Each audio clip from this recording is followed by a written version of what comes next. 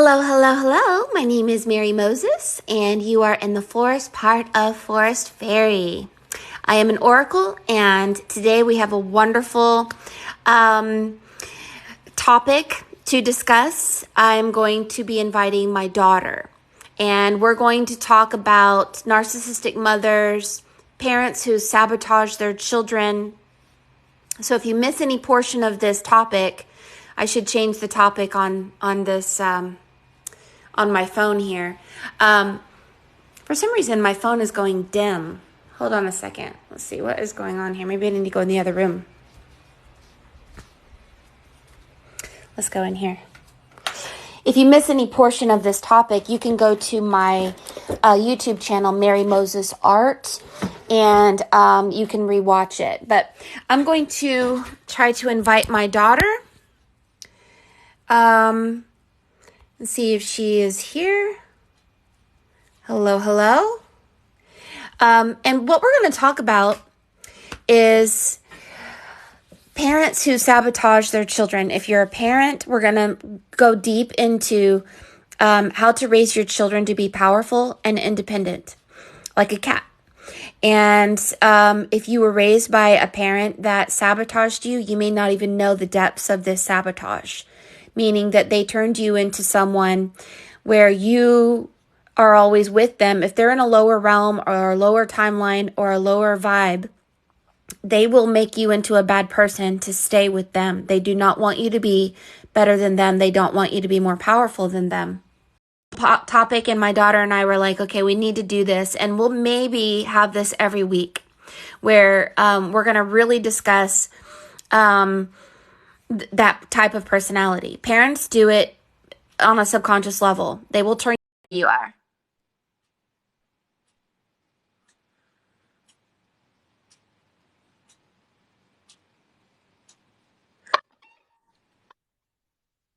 So can you hear me, Hannah? I can hear you now. Yes, you were glitched Okay, for good. a. So you're glitching a little bit too. See if you can find a space where you can get a little bit of Wi-Fi, maybe by the window, or um, if you have to walk outside of the hotel room. LT. Yeah. All right, I'm Can on you? LTE now. Is that Okay. better or not? Yeah, that's better. That's better. So welcome. This is my Okay, daughter good. Hannah. Okay. This is my daughter Hannah. We're going to talk about her perspective of being raised by me, and then looking at how other kids are raised, and how some parents, we know people, like we have friends, we're friends with people who actually literally sabotage their child's freedom, independence, and power because they, on a subconscious level, are afraid of losing their kids. And also, they want their kids to look worse than them so that they can look like the good guy. For sure. I'm Yeah. excited. So you talk about, maybe you talk about what you think from your perspective, maybe how you were raised and how you see, the world as, because you're 21, you're an adult now, and we tried to raise you as independent as possible, where you're not codependent on me or your father, and you on the spirit realm and in the physical should have the power to not be under anyone's control, and really the freedom to be who you want to be without being influenced by mind control or religions or whatever. Yeah, for sure. I mean, with the way I was raised to be very independent, very free thinking. I was not raised on a specific belief or anything like that. I was just taught if you're going to believe in something, make sure you're educated on it and that it's something you really want to do. And I'm very thankful that I was raised that way because I feel like I am who I am today because I have the freedom to do so. And I wasn't raised with abuse or neglect or anything like that. So I was very privileged growing up. Um, but I feel like parents who make their children dependent on them so much is just a double edged sword because not only will they never be able to, you know, go out on their own and make it in the world without a lot of training and a lot of fear. But once they get a taste of freedom, I feel like it's just going to turn them against their parents, because then they're going to feel like, man, why did my parents do this to me? Why did they um, keep me from the world? Why did they keep me from experience? It's literally all about experience. And you need to let your child experience things, even if it's a heartbreak or um, losing a friend, or maybe getting fired from a job or something. That's how you grow and that's how you learn. And of course, you and I know some people who kind of shelter their daughter way too much from the world, and it's having a very negative effect on her mental health. Yeah. And seeing that firsthand is just crazy to me, because I always hear about it online, um, but I never thought I'd see it in real life. And I feel very bad for her. She's living in a place that she doesn't want to live. And I mean, the poor girl doesn't even know how to do taxes. She doesn't know how to drive. She's 23, doesn't have a license. And it's kind of forced codependency. And I don't necessarily agree with that. I feel like even if it's hard for you, you need to let your kid grow up and um, allow them their freedom. Because when you allow them their freedom, they're going to thank you, and your relationship with them is going to be amazing. Like, you and I have a great relationship because you gave me freedom. Yeah. Um, we know parents who use religion to keep their kids subservient and under their control. More parents use religion against their kids um, for control. And here's the kicker. I don't believe that these people we know, I don't think that they know what they're doing. I think that they have no idea how afraid they are of being alone, how they have such low self-worth, how they project their insecurity onto their child and then turn around and blame their child for being weak, being ignorant, being without friends. Um, and it's a horrible, horrible predicament to put your child in, where the child literally self-sabotages their entire future. They don't hear a divine flow of their heart. They only hear the head, and it puts them in like a mental prison. Yeah, for sure. I agree with that. And the Um, person that we're really talking about is a friend of ours who the parent um, pushes them into solitude and isolation and anorexia and addictions and sick fixations, all under, oh, well, everything's in God's will. Everything's in God's hand. God will come and help her when it's time. But not even being aware that they are the ones who are going against God. They are the ones who are putting their child in a very weak position in the world.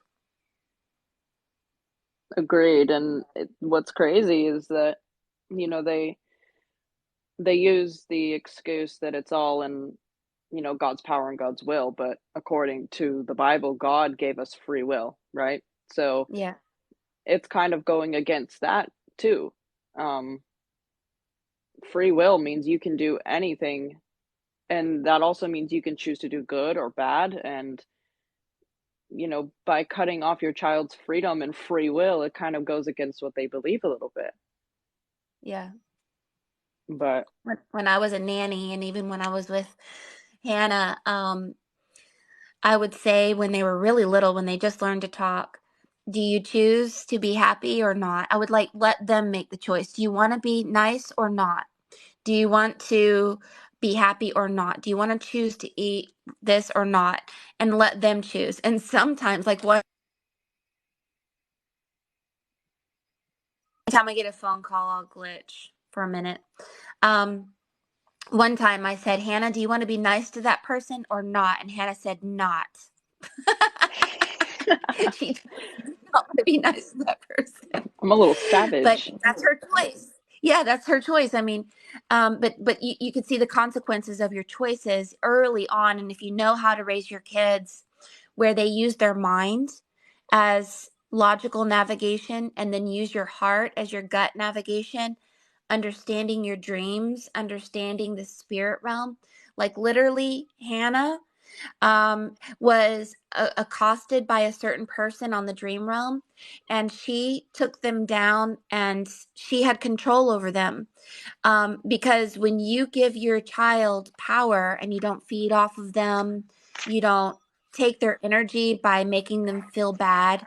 Many parents see the worst in their child, not even realizing that it takes away so much of their identity. And what other word is it? When you see these parents like constantly, like you had a friend that the mother treated her like Cinderella and treated her like garbage. And so she had such low self-worth that she became a slave. So anything the parent said, clean your room, do this, do that, because guess what? You're a piece of garbage. They had them fully under their control. That's not appropriate. Your child should want to, out of awareness, and um, do the right thing in any given moment.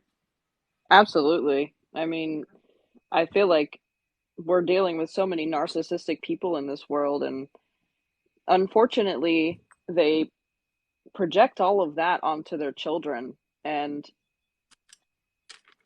it's sad that their children have to carry their burdens for them because of something that they couldn't come to terms with, like abuse or neglect. That's just a project excuse me, a projection of what they had to go through as children. And I know you've talked about many things that you've gone through as a child, and you never projected that onto me. You never treated me the way you were treated.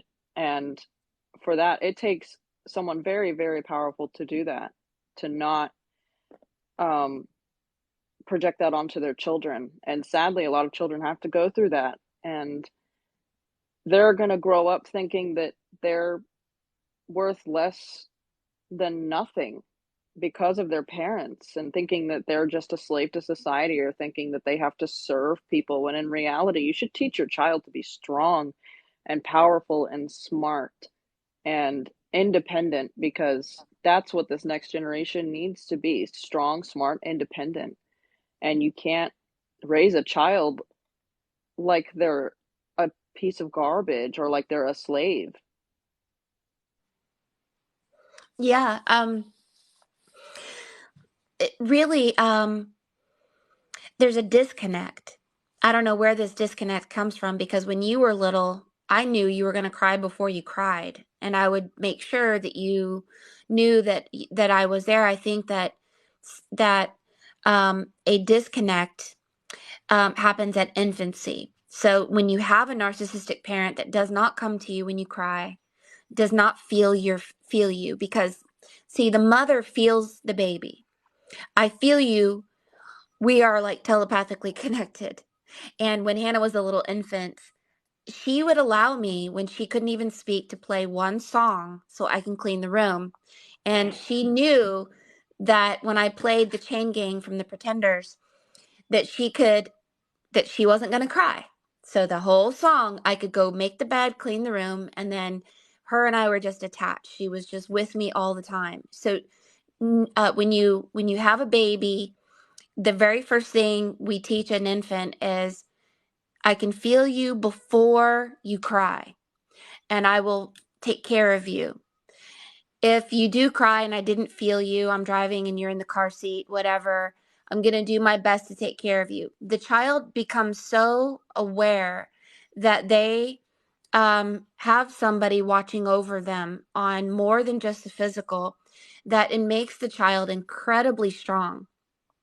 But when children go into daycare centers, or they're just thrown away to society, and if they cry, they're not heard, and if they scream, they do get heard, then they develop a personality that is a screaming, squeaky wheel. And so they don't just talk to be heard, they scream. And I see a lot of these personalities with children who may have been raised in an environment where they were not heard as babies, where they just, I want to be heard. Somebody listen to me. Somebody feel me. I don't feel like anyone feels me. And this comes from the original wound of not being felt on a very deep spiritual level with the mother. Now, the father comes into play later, but I believe that our original wound is, for many of you guys, comes from infancy. And if you really recapitulate your past and look back and go, oh my gosh, I'm not sure how well I was taken care of as an infant, you can go back to that wound and say, okay, this is why I can't feel God, or God, I feel like God can't feel me, because I never developed that knowing that I have an energy that can be heard and seen. And you were loved. And you were loved from the minute you were born, and always held and always consoled.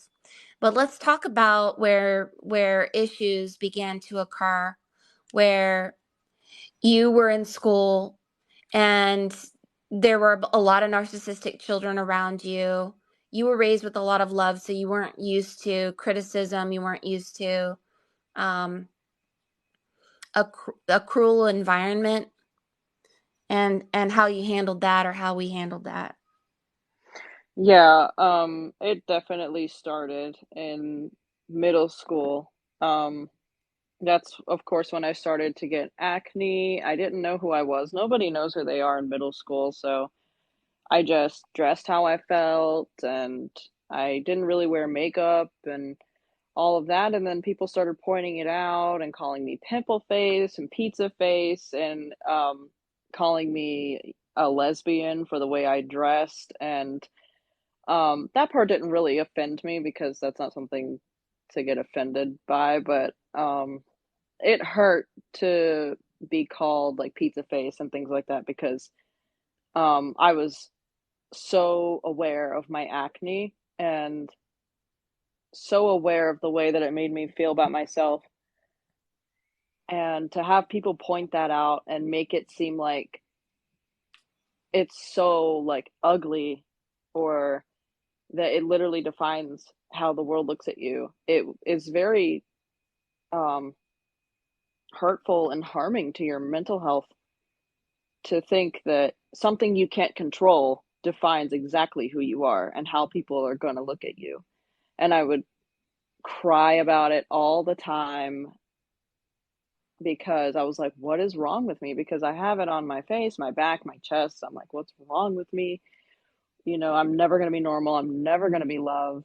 And, you know, thankfully, I had my parents to come home to because they always told me it doesn't define who you are because both you and Pa had acne and struggled with it. So you knew my struggle. And of course, we tried to fix it as much as we could. But in the back of my mind, you were just going, it's not you. That's not who you are. And I feel like that's how every parent should be. But a lot of parents actually do the opposite and make their children feel insecure on purpose to lift themselves up because, you know, maybe it's like a struggle with youth thing. Like you're getting to that age where you're just, and it's not even about the look, it's just about the number that really makes them feel insecure. So they'll put their kid down and be like, well, you should dress differently, or maybe you should, um, you know, get back on birth control for your acne or whatever they might say. And it's just so bizarre to me how you can treat your child, literally a part of your soul is in that child, and you can treat them like that and not love them and support them all the way through. um it baffles me because it's like when you disrespect your child, you disrespect yourself too. Yeah. There is no difference between the child No. and the mother except knowledge and training. And so it just came to a point when Hannah was in that school. It just was one thing after the other. Somebody hit her in the head in the school bus, and it was just like so violent. Just we decided to homeschool. I just took her out of school. And I don't know if it was a mistake. I feel like Hannah went through a very lonely time where it was just me and her. And she needed friends. She needed more than me. And we tried to find friends, but we kept bumping into people who were like, these kids were raised by these religious mothers, and these religious mothers treated their kids like crap. And the kids ended up being kind of mean, and they didn't know why they were mean. They were mean because their parents were raising them to be like jerks. And so we began to see, and we began to question ourselves, even because we were like, man, are we the crazy ones? Because we began to see that so many parents raise their kids to be ignorant, self-sabotaging, powerless, um, mean, cruel, all in the name of or under the umbrella of even God or a religion. And we kept on just being slapped in the face by these people. No matter how many friends we tried to make, we just kept bumping into these people who were not very nice. They had no balance to them. They had no idea that they were like a virus almost, because we would get around them and it took weeks to get their energy off of us. We were like, what is going on? Yeah, I mean, like you said, we did start questioning ourselves. We're like, okay, am I weird because I'm homeschooled? Like, um, why am I not getting along with these people? And of course, when I was younger, I had no idea that it was the difference of belief because that didn't even come to my mind. I didn't care about belief, and I still don't unless you use it to justify hatred. And um, I had absolutely no idea that it was the parents whispering in their kid's ear, hey, she's a non believer, don't be around her, or her mother, don't be around them at all. And we lost a lot of friends because of that. And it really proves that hatred is not, you're not born with hatred, you're taught hatred. And like, nobody's born racist. You're taught that. Nobody's born um hateful of um the LGBTQ plus community, the trans community, African Americans, nothing like that. You're taught to be hateful, and it's so sad because when you're so young, you love everybody. You don't know hatred, but then it's your parents, it's the internet, it's belief, and they use belief to justify treating people horribly. And we really questioned ourselves. We're like, why can't we get along with these people? And I could absolutely be friends with a religious person. I currently am friends with someone who is a Muslim, and we love each other. And I may not agree with everything that she believes in, but I love her to death, and it doesn't change anything. It's when you start using your beliefs to justify the evil that people do and go, well, you're the bad one, you're the sinner, but I'm okay because I believe and you don't. And it's just weird. I don't Yeah. understand it. Even your husband was adopted by very narcissistic parents. And I did a reading on Nathan. Nathan is Hannah's husband. Um, and I saw that his adopted mother actually feeds on his energy on some unseen realm, like on the fourth dimension. She feeds on him. What she did was she took, what I know about Nathan is a very kind person to animals and to people. He's a very good people person. He's a loyal, loving husband to Hannah, and just a kind soul, a gentle, kind soul. And this woman took Nathan and told him that he was bad and pushed him to self sabotage so that no, number one, she could look good. And number two, somehow she was feeding on him, like literally eating his energy. And I've seen it not just once, but Nathan has a brother, and this woman feeds on Nathan's brother as well. So when Hannah first met Nathan, um, his adopted parents like kicked him out of the house, and then he came and lived with us, and then he never went back to them, and they don't even contact him for his birthday. They don't even say anything to him, and they basically raised him. These are evil narcissistic people who don't seem to have a soul. They don't seem to have the ability to feed off of or to illuminate from the inside out. They don't seem to have very much power, and so they use children for their power. I see it time and time and time again. Even my dad was adopted by a Freemason family, and they basically fed on him too and turned him into an evil person, and then he committed suicide. So when we begin to do the oracle readings and we see the unseen world, the world of the invisible, there are people who are dead and there are people who are alive. There are people who are powerless and there are people who are powerful. And I know this for a fact. The people who are powerless, they are weak, and these weak people pull down the innocent. It's a sad story. And Hannah and I had to go through so much turmoil to understand ourselves and the world, because I went through a phase where I thought I must be a curse, because all these friends that we were trying to make in the religious community, they would come to my house and I have all these tree people everywhere. They were like, "Oh, you must be a witch," not realizing that Jesus talked about trees and died on a tree and said, "You know a man by the fruit of their tree." They literally just stopped being friends with us because we didn't obey a program. But then we started seeing how they treated their kids, and we started going, you know what? Maybe it's not us after all. Maybe there's something more here. And so we had to realize, okay, we have to cut certain people out of our lives because these people, they don't have any awareness, or they don't have any power, or they do things to not only sabotage their own children, but everyone they meet. Oh yeah, absolutely. And you definitely can see who the powerless ones are because they struggle for that power so much. People who are powerful just know it and they don't go actively seeking other people's energy to steal from, and they don't go out and do bad things because they're confident in their power and their growth. And it's so sad to see how parents project their own insecurities onto their children, and to think that they can easily justify it is crazy.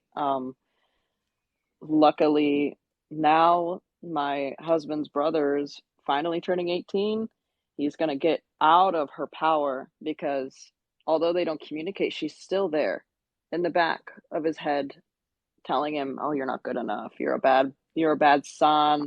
You're lazy." And I remember the first day I ever met her, the first thing she did was greet me and then continued to talk so badly about my husband's brother.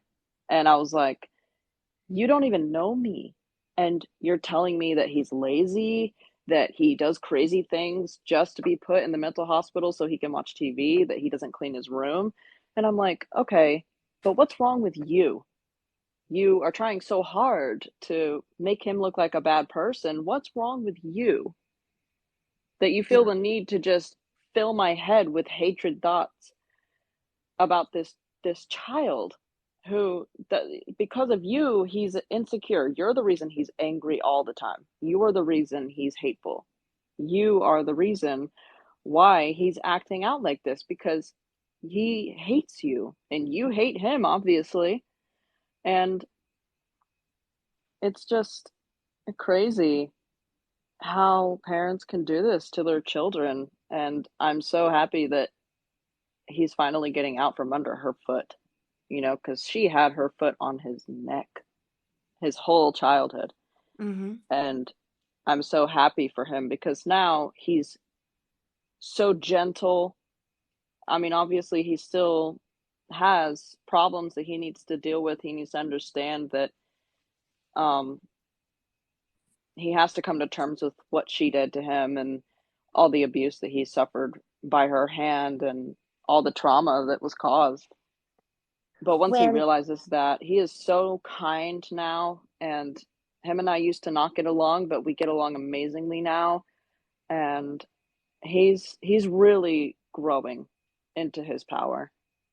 when we are under the power of these narcissistic parents, what happens is we are an empty vessel.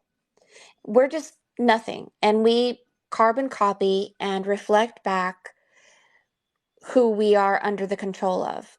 So if you're under the control of parents who have your best interest and want you to become powerful and independent, You're one of the lucky ones.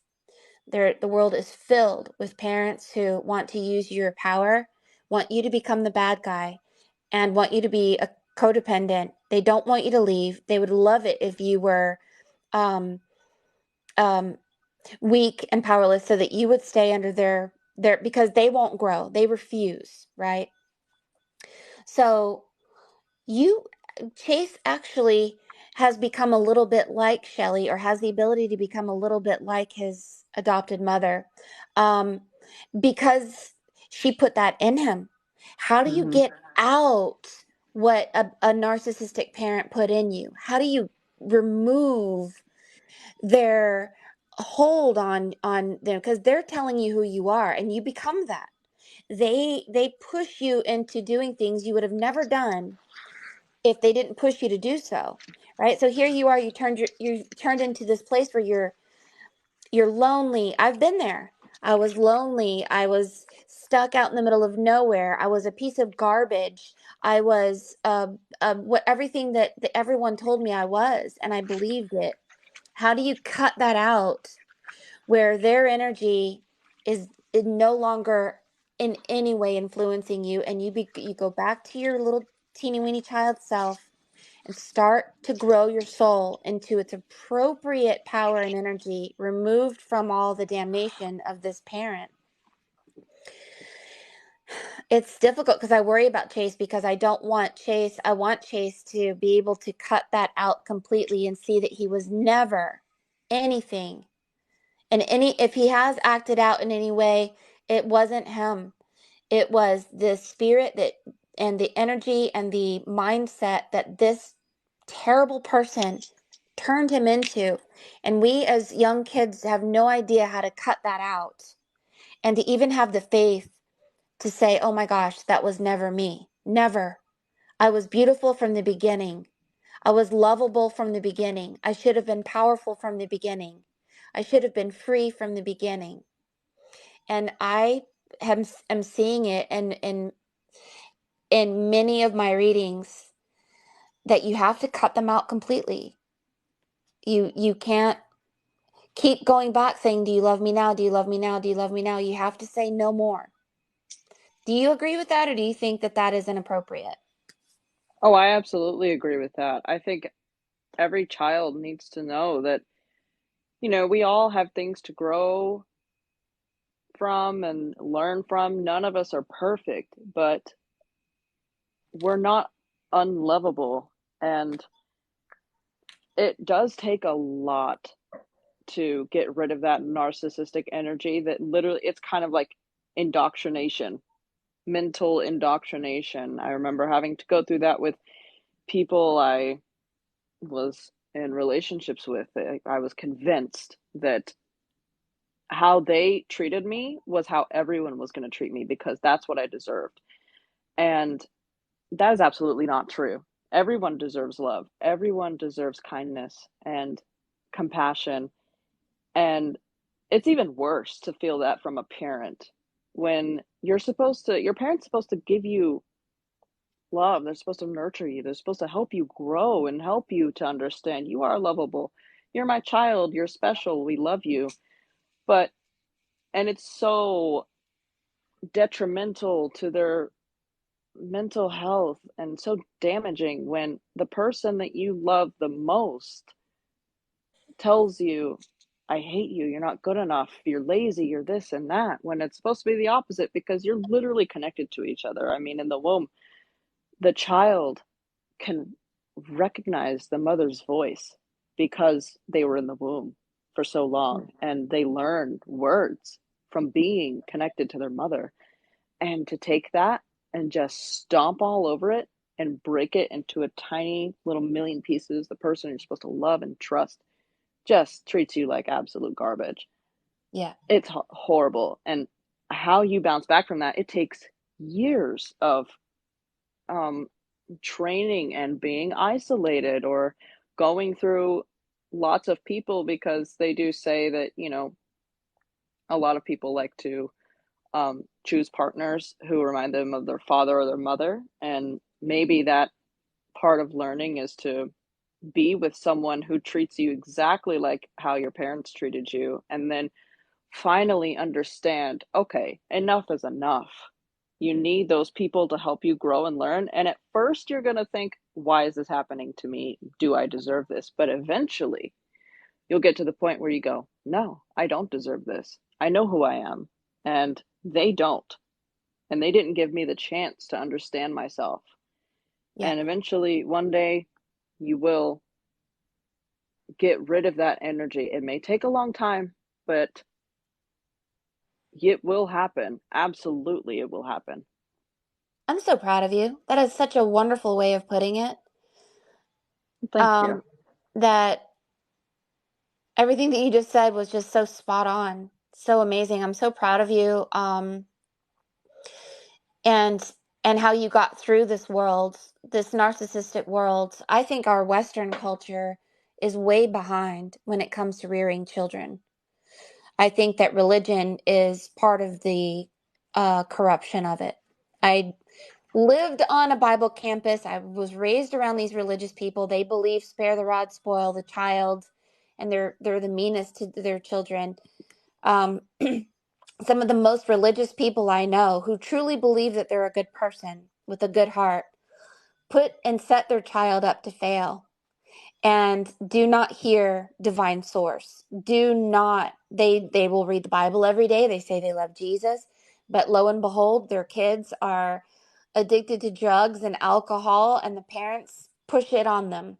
And they're lost, and the kids are like, Mom, what's wrong with me? Why aren't I, living a good, happy life? And they just say, oh, well, God will make it in time. All things in God's will in time. Not even being aware that they were the ones who set their own kids up for failure. And I'm not saying, oh, you should be the perfect parent that raises the perfect child. I was by far not perfect at all. I had the spirit of suicide. I had the spirit of low self-worth.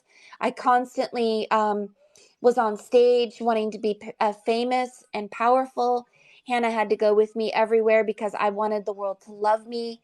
I tried my best to be the most amazing person, and she saw me put myself out there, not because I wanted to love the world, but because I wanted the world to love me, because I didn't know who I was, and I wasn't raised to see myself as great or as wonderful, or that I really just wanted to be in a community where people just love me for being me. That's really all I wanted. And so Hannah went with me for many years going through that ego stage. But once that ego and that was kind of broken, and I was able to go, okay, it was self-importance and low self-worth that polarized me. Now I can stop doing that. Now I can do what spirit wants me to do, and that's why I'm here now. But Hannah, she's just in this balanced place where she knows that her worth, confidently walking into a room, she knows her worth. Do you still have insecurities, or what do you feel? I don't necessarily have many. Um, it took me, I think the biggest hurdle I had to get over was my acne, because I always thought that it was like, how do I word it? I just thought it defined exactly who I was because society has deemed it unnatural or ugly or something like that. And it took me years and years and years to finally come to terms with it and go, it's not ugly. It's really not. Um, and I don't hardly ever wear makeup anymore. I take care of my skin, but that's just not the only thing that people are insecure about. But I have confidence in myself. I hold myself high when I walk into a room, and I don't think people are better than me, and I don't think I'm better than them. And I just hold myself at a standard. And I know that, I don't let anyone disrespect me. I don't let anyone disrespect my family. And I just know who I am. And I know what I deserve. I know what I don't deserve. And I feel like everyone deserves to feel like that. You shouldn't be scared of being who you are. You shouldn't be scared of what people think about you. Um, because you're supposed to be, as you say a lot, a vessel and a lighthouse for people. And people are going to look at your confidence and look at how much you love yourself and go, man, that's, they must be so happy because they love themselves and they know themselves. And you will lead people in the right direction by having that energy. And, you know, people will look at confidence sometimes and think you're too cocky or think you're narcissistic, but it's truly not that. You're just aware of your power. And everyone who's aware of their power and who is humble about it had to fight to get there. Everybody. And, you know, it's a struggle, but it's a great feeling. And that's what I wanted for you. Um, I wanted you to love yourself. I wanted you to know your worth. And throughout your childhood, people always showed you that you were worth less than what you are, and that's horrible. But now you know your worth. You know how smart you are. You know how beautiful you are, and you know your strengths, your weaknesses, and you're confident in those. And it took a long time, but I'm so happy that you got here. Thank you. Thank you, because it took a long time. Well, here's the thing that I didn't know for the longest time. When we would get around those people who were very ignorant, I call them muggles now, because they treat their children like the Harry Potter. Harry Potter lost his mother and his father, and they put him under the staircase, put him in raggedy clothing, treated him like garbage and a slave, all in the name of God. They would go to church, and then this woman said, "Well, and if you will, my sister, we have a witch in the family. Can you believe it?" And their gluttony, their hypocrisy, they're better than other people. This muggle mentality. What I didn't know about myself is when we would get around those people, I would get their yucky feeling on me, and I would get depressed, suicidal, angry, lost, feeling absolutely terrible. I don't know if they were feeding on me. I don't know if I carbon copied their spirit. But what I've learned is that we have a web of energy that surrounds us like an egg. And when we allow our energy to get entangled in theirs, we will literally adopt their spiritual virus. And how long does it take for us when our neighbor comes over to our house to get their disgusting energy out of our house? Oh Like my a week or goodness. more. So long. I mean, even a good night's rest sometimes doesn't do it. Sometimes it does because their energy isn't as strong as other.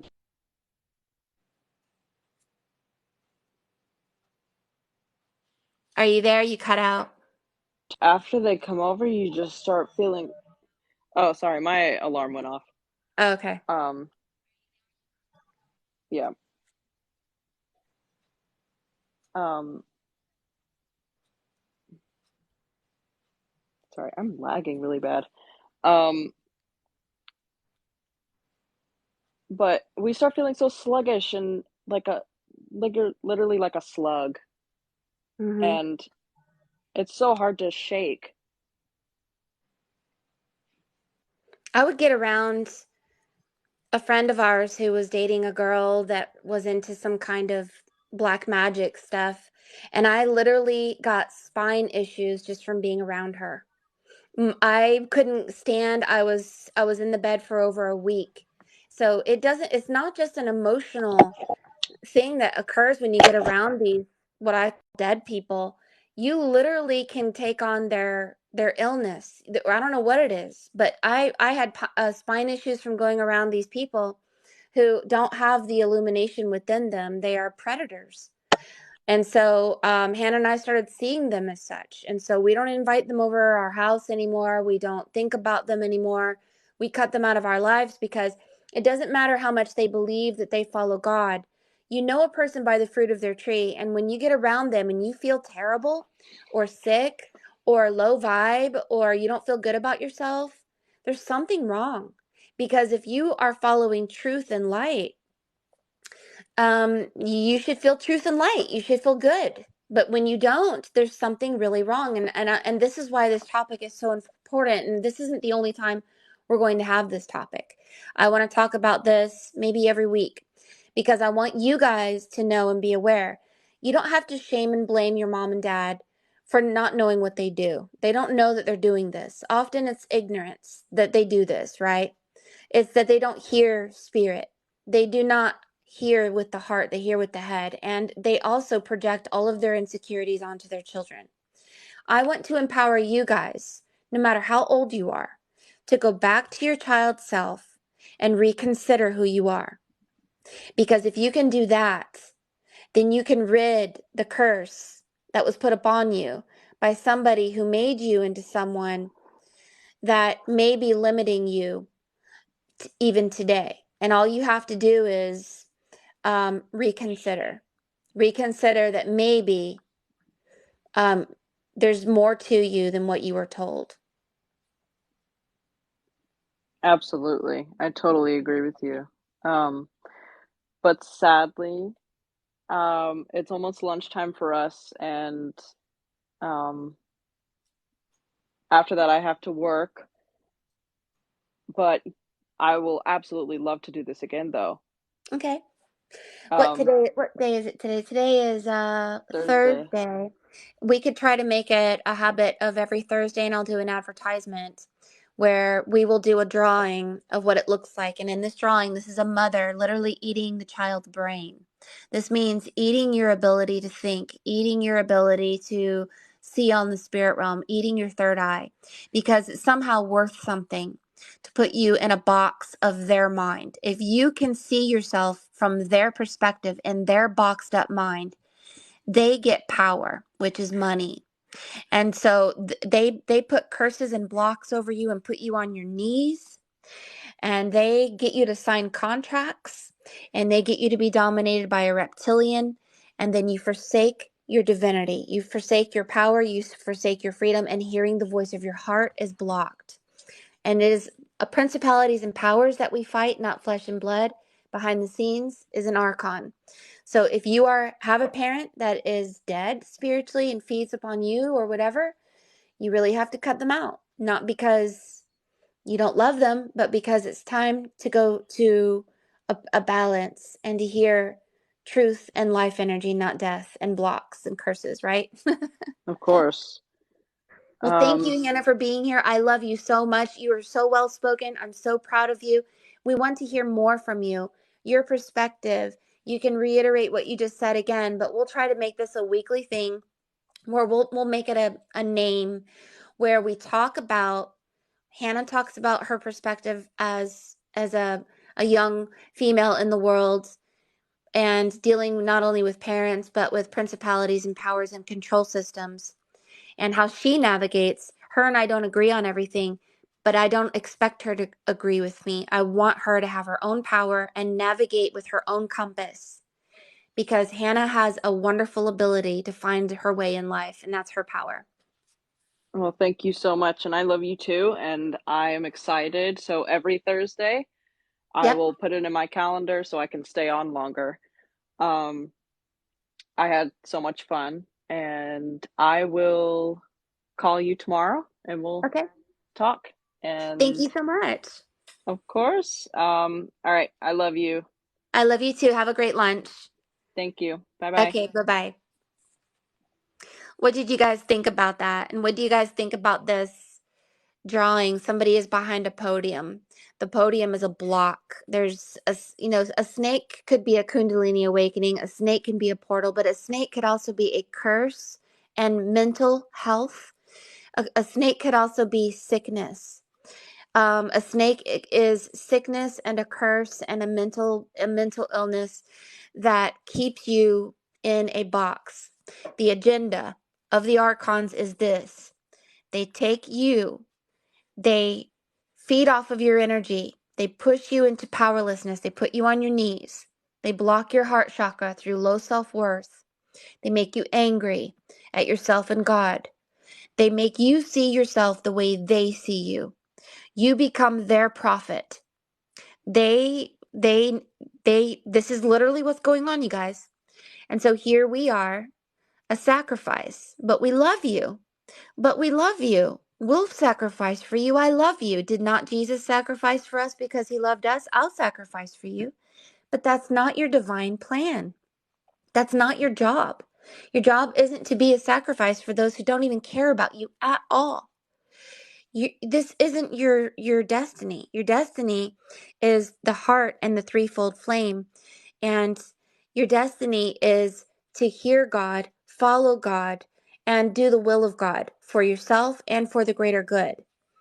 To find yourself in a place where you are loved and you can love back as an even exchange. That is the agenda. This is a place where so many of us have been put in a box and a mirror of how we see ourselves from someone else's eyes. Cut their head off and put yourself as a rebirth self. This is a program I call Dying Before You Die. Let go of your beliefs, let go of your emotions, go back to your beginnings, and regrow yourself into a new person. And decide, you know what? I'm going to be childlike. I'm going to be happy. I'm going to be full of illumination.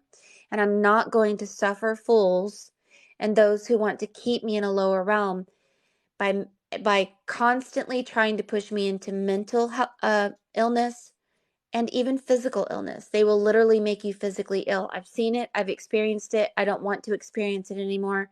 My higher self says no more. I hope yours does too. Because there comes a time and a day when we leave and say, we gave you a chance. We love you so much. We've always loved you. But we can't have you feeding on us anymore because I am part of the body of God and you're feeding on God. It's not appropriate.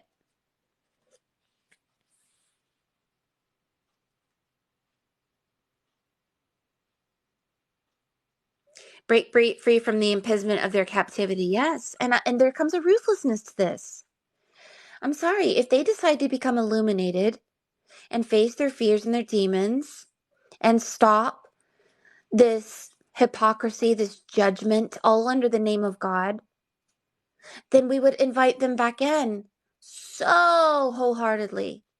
Welcome. I'm so glad you see me. I love you. I've always loved you. But if they're going to constantly take your goodness and turn it into bad, see you and think the worst of you instead of the best, they are not on the side of God. No God, no energy would do that to a child. This awakening becomes ruthless. And we know that Jesus said, if you don't hate your brother, your mother, your sister, even your own life, you cannot follow me. You know a man by the fruit of their tree. Any tree that bears no fruit should be cut down and thrown into the fire. This ruthlessness usually occurs at a certain awakening. And we go back and forth and we try to consider, should I, shouldn't I? Should I, shouldn't I? I want to be a good person. I don't want to be evil. I don't want to hurt somebody. I want to be forgiving. But we have to understand we don't fight flesh and blood. We fight principalities and powers. And if your enemy is someone who wants you to die and diminish and be ignorant and weak, like the Harry Potter, there comes a day when a very tall angel will come into your life, like Hagrid, and say, "Blimey, Harry, you're 12 years old, are you? Well, you can stay with these muggles if you want to, or you can come with me. We're going to get on a dimensional train. You're going to learn magic. You're going to learn that you aren't what they told you you were. You're going to look back, and you're not going to go back to those people. You're going to be amongst people who know how to use their mind and their power appropriately, and you're going to go through portals. And you're going to open these portals and touch port keys, and you're going to meet people that are more like you. And if you decide to go back and obliviate them, that is maybe your destiny. But if they decide to illuminate and find their way to Hogwarts, wonderful. What a wonderful reunion that will be. Otherwise, there comes a precipice when we cut them off, because otherwise our mental, spiritual, and physical health is at hand. And when we go back to them, we are signing a contract saying, yes, I allow you in my life. I don't do that anymore. I do not allow them in my life. Not because I don't love them. I love them dearly. Tough love is saying, you should have done this to your mother and father, and I'm going to show you how to do it. You should have cut off your mother and father who treated you like garbage instead of going back and back and back. And you're going to protect your inner child and the God energy that's within you. And you're not going to look back and turn to stone. You're going to say goodbye because maybe they were a mirror of who you used to be. And maybe rebirthing ourselves into a new person will take us to a new reality and a new world. And maybe you have more power than you ever imagined.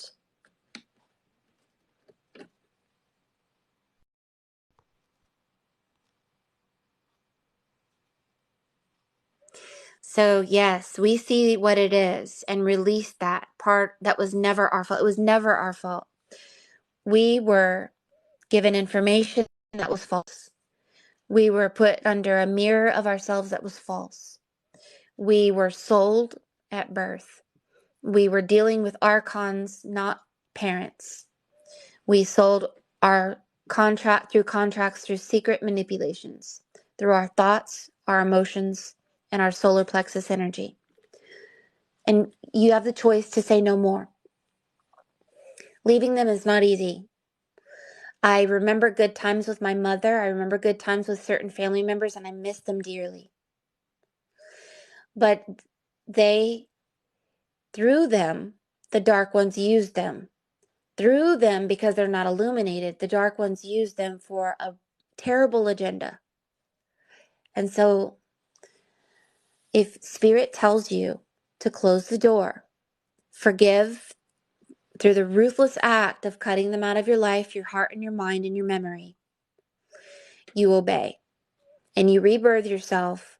You find a new family. And if you have that heartache of, I wish so much to help these people I love dearly, trust your higher self. Your higher self is invisible and will look at them and maybe counsel them. I don't know. But it's not under our control anymore. We are under the control of our double, our higher self, which is like the Holy Spirit. And this Holy Spirit will take us to a timeline and a mirror of ourselves that is appropriate. And that will take us to our destiny that was always our destiny to begin with. When we are tethered with the dark ones, we will literally take on their consequences. So if they hurt children, because we're tethered to them, we take on their curses and consequences. But if we cut the tether, we no longer take on their consequences. And sometimes if our parents are sick, we will take on their sickness because we chose to allow them in our lives. And I know it sounds ruthless, doesn't it? Doesn't it sound so rude? But this is the truth that Hannah and I have come to. And it's sad, but I spent most of my life giving my energy away to people who did nothing but turn me into someone I was never meant to turn into. I wasn't a suicidal person. I wasn't an angry person. I wasn't a sad person. But I allowed myself to, through low self-worth, try to get love from these people. They're never going to love you. They don't have the ability. But once we balance through our balance between low self-worth and self-importance, we go to 0 point energy. We say, I am nothing. And with God, I am everything.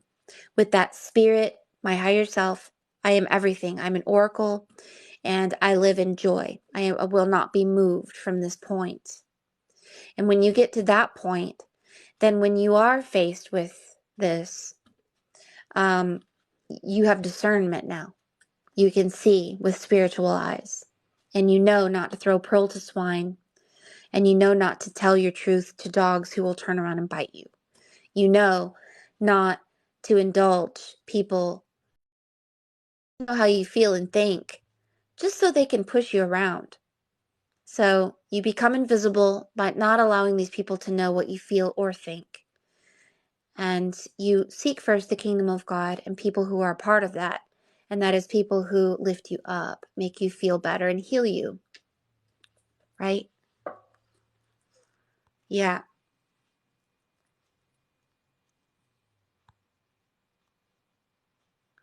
My journey, your journey has been very similar to mine, Candace. The dark ones use the insecurities of unenlightened ones to fuel their shaming and enlightened others. Yes, thank you, Divine Awakening. Yes, please, you guys follow Divine Awakening and her amazing videos. Please follow Queen Karma as well. And True to You also. All of us here are learning to detach from narcissistic family members, illuminate ourselves through forgiveness and healing, and part from them as a physical prayer that we are no longer going to go back and fix it or repair it or try to make them see with our eyes.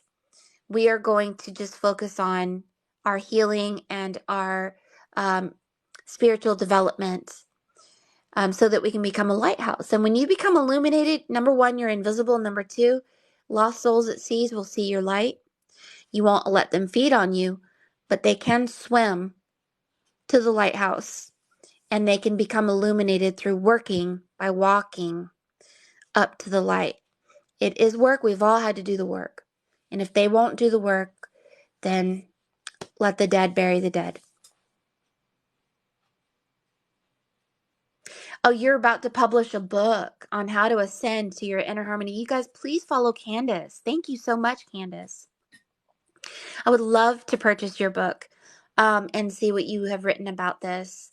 Hopefully you sell it on Amazon, and all of you guys who have talents and are part of the spiritual awakening, if we end up opening a store again, I'd love to have your products in my store. And I won't, for you guys, won't charge anything like most people do. It'll just be a place where, you have your power and your voice and your energy. And I just want to have a spiritual community. I want to bring you guys into the light as well together. Make a new world kind of place. I want to have a fairyland. I want to have a yoga, spiritual studio, and a store, and you can barter there if you want to, or just something peaceful, something that's in perfect harmony.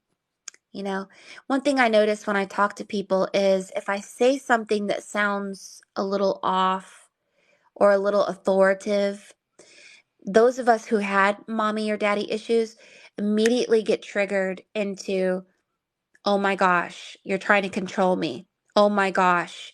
And it's a trigger. Oh my gosh, I don't do that, like, ah. And so I'm always really careful about, I worry about opening a store because I know so many of us have that trigger. And if somebody tries to get in control and we try to have all these ideas all together, we fight and bicker. It's that inner child that hasn't been healed.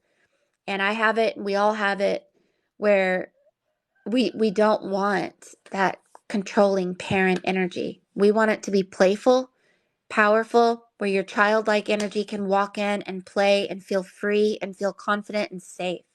That's what I'm hoping will happen.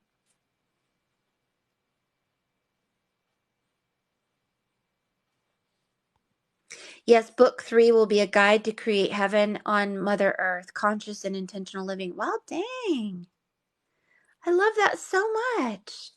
I'm so proud of you for writing the book and having the courage to write it and to speak your voice. And send me a copy of it if you have it out on Amazon, and I'll make sure to purchase it. I'd love to help anyone who wants to find inner peace, joy, and love after this hell we've been through. Ooh, yeah. Thank you for putting it that way. Yes. That sounds like words to a song. I'd love to help anyone. Wait, say it. I'd love to help anyone who wants to find inner peace, joy, and love after this hell that we've been through. Dun, dun, dun, dun. I'm going to take some of your words and just turn all of your words into songs. And I just read your comment about the rooster, and the rooster crowed again. That's so funny. Amazon, yes. A journal and narcissistic abuse recovery book. Yes, please send us the link. Please show us. All of us need to read that.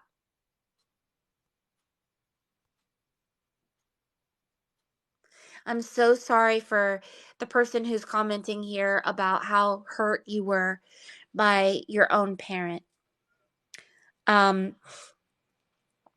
What I had to do with my father, who whipped me, molested me, and pinched me, told me I was ugly, kicked me in the stomach, left me in my room, and then committed suicide without saying goodbye. And my mother, who threw me in a mental hospital after her husband, my stepdad, who was a preacher, molested me, and just abandoned me and told me that she wished I was never born.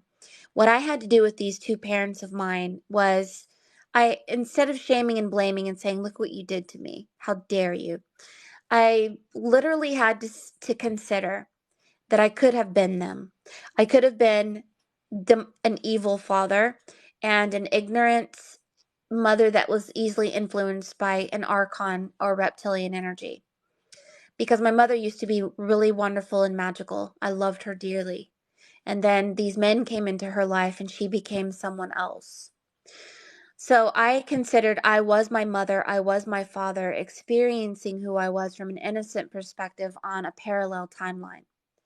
And why did I do this? I was led to do this spiritually because there's a possibility that I was all these things. And if I can take that upon myself and say that I was possibly my mother, my father, my grandfather, my grandmother, then I can stop shaming and blaming it and saying, "Oh, look at these pieces of myself. That was so ugly." Well, guess what? The self that I am now is not that. Hallelujah. The self that I am now can see these pieces of myself and choose to either go with them or not.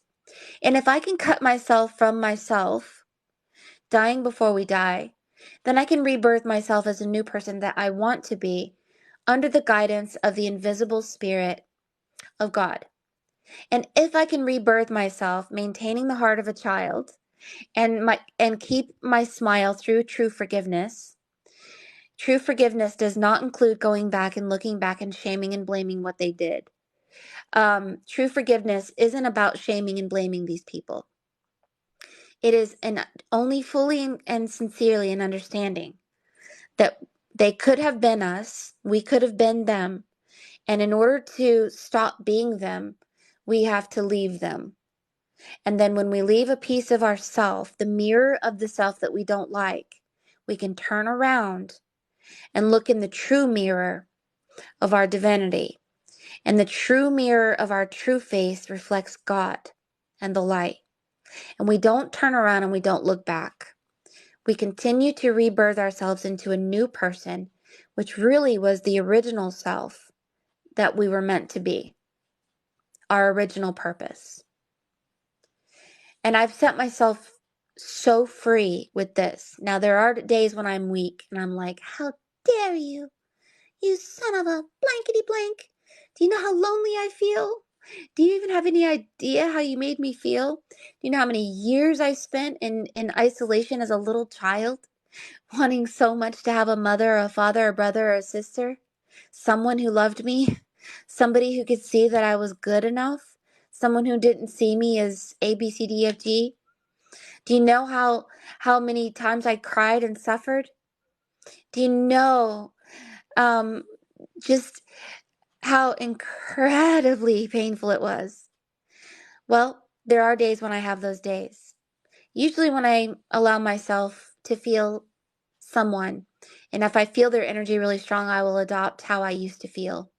But I have to, as an oracle, remember that I am nothing, and to stay in my 0 point energy, and that is feel nothing, believe nothing, go with the moment. This flow has a moment and a truth, And this truth will lead us in this very moment, not in tomorrow, not in yesterday. It will literally, when you stay in that 0 point energy moment, will literally give you so much power that you want for nothing. But don't feel bad if you go back to shaming and blaming your mom and your dad and saying, how dare they? Because I've been there and it feels good to say that. You want to say, you want to really take them out, and say these disgusting energies shouldn't even be allowed to be on this earth, right? But I wonder if we turn around and rebirth ourselves, if they disappear. And I wonder if we go back in time, like remote view, a part of ourselves, like as an infant or a child, if we turn around and say, you know what, I'm going to go back, I'm going to time travel back to before I was ever hurt, and I'm going to go rescue my inner child so that this never happened. And these beings are going to be like, oh no, don't teach them that. We are the ones who go through time travel. We are the ones who remote view. We are the ones who manipulate time and your destiny, not you. And you say, oh no, no. Now I follow a divine spirit that's teaching me I can do the same thing you do. Now I'm going to remote view, go back to my inner child, erase my mother and my father, obliviate. And I'm going to rescue my child from ever being hurt, ever having her or his heart broken. I'm going to take them to fairyland, and I'm going to give them the power to become who they always were meant to be. And I'm not going to look back. And they're going to be like, uh-oh, like that. And this is where we are changing the world, I think.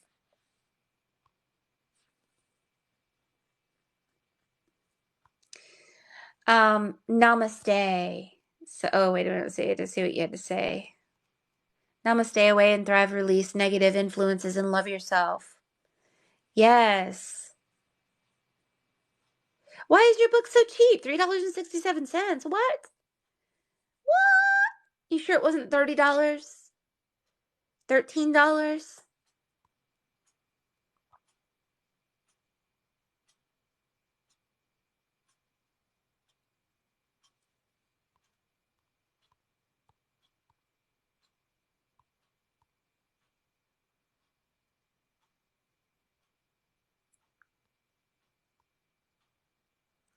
Oh, hi, True to You.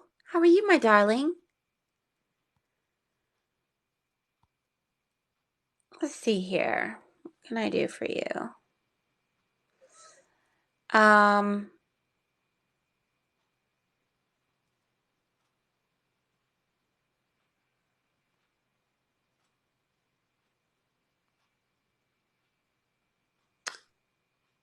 let me see. I want to give you a gift, and I don't know if I can. It's showing that I can. Hold on. Unlock exclusive gifts. Da, da, da, da, da, da.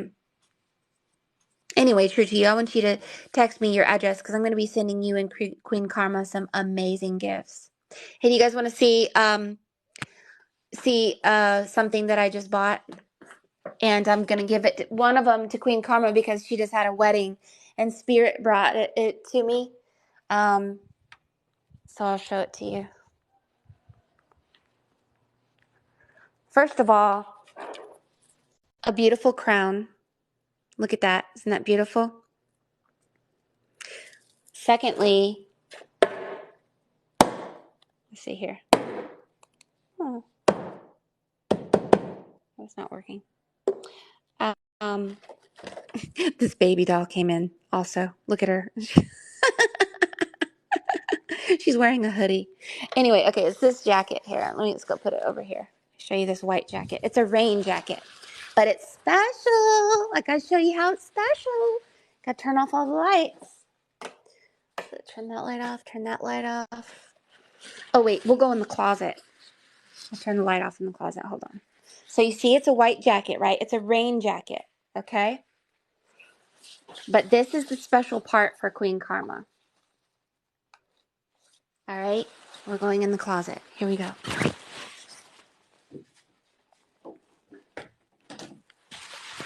Ha ha ha! It's a glow-in-the-dark, sparkly, illuminated light body. It's a physical prayer to illuminate yourself like an invisible. You're becoming invisible. This is what I'm sending to Queen Karma. Look at this. What? And then if you don't want it to blink, there's another setting.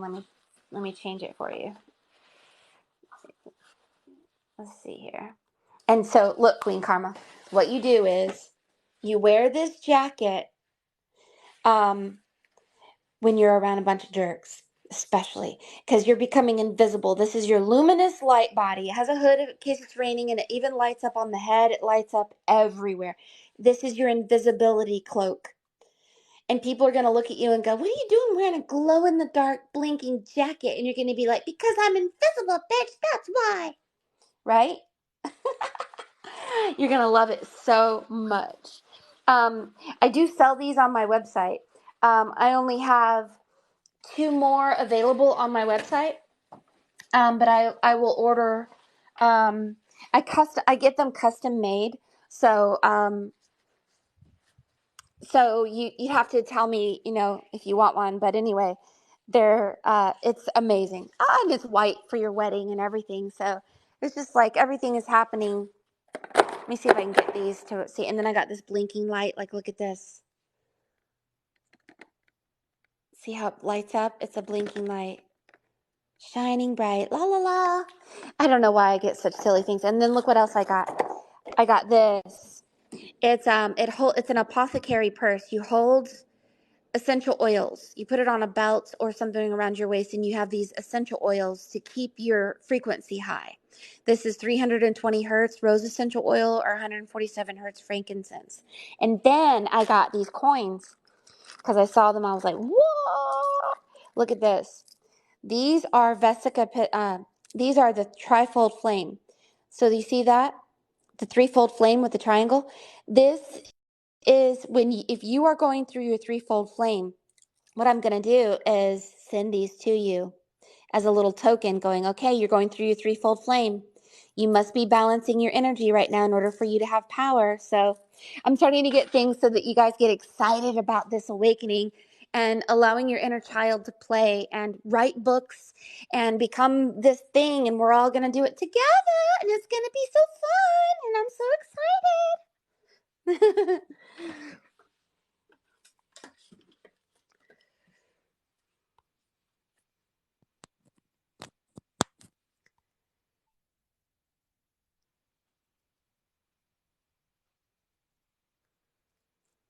Oh, Candace is having retreats also. I hear all of you guys are starting all kinds of retreats. I love that idea. Yeah, it's so fun. I love this. Let's go play a game. First of all, let's hear what Zoltan has to say. Look to the person closest to you, and they will one day make this a possibility. Wait, there is one more thing I must tell about your future, and take great heed. Keep track of your friends. You will need them in the end. Yes. We all have the ability to turn our lives into a magical wonderland. You have the hands to create magical things. You can get magical lights. You can make magical cabinets. You can take little animals like Teddy Ruxpin, or let's see if I turn him on. Let's talk to Teddy Ruxpin. Hi. My name is Teddy Ruxpin. Hi, Teddy Ruxpin. Can you and I be friends? I don't know. Kind of creepy. What kind of friends? Isn't he cute? Kind of? Or creepy? I love Teddy Ruxpin. Then I have this robot. His name is Roby. He was from the movie Toys with Robin Williams. If you watch the movie Toys with Robin Williams, he's actually in that movie, being made as a toy. Hi. You're my man. You're my man. Yo, dude, what's up? It's like, what do you want? And then we have our tree woman. She has a belly. She's a tree, and she has a hole in her belly, and the belly has a little nest to nest the little baby bluebirds. Say hello, Bluebird. Are you happy? Hello, TikTok. Yeah, that's right. Yeah, dude, that's right. We turned my bedroom into a wonderland. We have forest fairy here. We have a choo-choo train. We have a cow. We have 2 cows. We have chickens, and basically turn it into a fairyland. And you can do that with your own world also. If you can't do it in your house because maybe your husband or wife or somebody thinks that it's silly, then go make a tent and make your own world where your inner child can play with toys, with art, with magical things. Write a book. Um, I write silly books too. And what I do is I make a piece of art. This is an apothecary cabinet, right? She glows in the dark. And she has an amethyst knob, right? And you open her up, and there's the story of her life in there. And the story of her life is Venus's mind trap. And it's a story of how she was a plant in the garden and they worked as a collective consciousness. And Venus began to have thoughts that were yucky. But she didn't know that her job was to catch the negative thoughts and eat them and get rid of them forever. She didn't know. And so she had a really hard time understanding the energy of the fly. And the fly follows death. It follows poop and death and all of that. And when one fly comes, millions of flies can come. And so it's her job to get rid of all the negative thoughts so that the entire garden won't get infected. And so her name is Venus Mind Trap. And so it's a silly little story about Venus and how she, it's a short story about telepathic thoughts. And so, I don't really sell these. I just if I sell her as a cabinet, I give it away as part of the cabinet. But you guys write stories. You guys you have the ability to turn what is bad into good. You can take a dead stick. Let me show you. You can take, oh, I got an idea. I'm going to show you something funny. Oh my gosh. We're going to have fun. All right. Oh, flashlight. Here we go. You have the ability, let's turn off that light and close this door, to take a stick that you find out in the yard and that has a cool top, maybe, and make a glow-in-the-dark staff that would just cost pennies to make. And I call this my forgiveness staff. You can't see it very well, I guess because it's daylight, but I'm telling you, it glows like you wouldn't believe, right? This is my forgiveness staff. All of my energy of unforgiveness goes into the staff and into the ground. And I just make my own, I don't know, my own ceremonies. I do my own thing. I don't do what anybody tells me to do. And you guys should do the same thing. Like, for instance, you could take a stick and you can turn it into something kind of cool, like a person going through an awakening on the dead stick that's awakening. I want to teach you guys how to make awesome things, like how do you make a mask out of a piece of wood? You know, this one only has one eye, so it's like a cool mask with only one eye. This is a piece of bark you can get out in the woods, and it has moss on it and lavender and cool stuff. Look at this one. This is a mask I got out of cypress bark. I just saw it on the ground and it looks like a bird. So I turned it into a mask and I put lavender, rosemary, mint, roses, moss, mushrooms, acorns, flowers on it. And then I just put, felt on the inside with a thing, and it's a mask. It's made out of wood and herbs and flowers. We do so many things, and I want you guys to get into stepping into your power and gift by feeling something in your stomach, becoming pregnant with a creative energy, right? Think about making some amazing stuff. Like, how about make some beautiful powder that is so high in frequency, you put it all over your body and it raises your vibration. Or how about making um, Queen Karma makes all kinds of amazing things. She makes crystals and she activates them in the sun.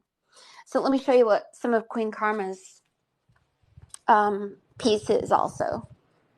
See, if you guys have your art here and stuff, I'll showcase your stuff. Oh.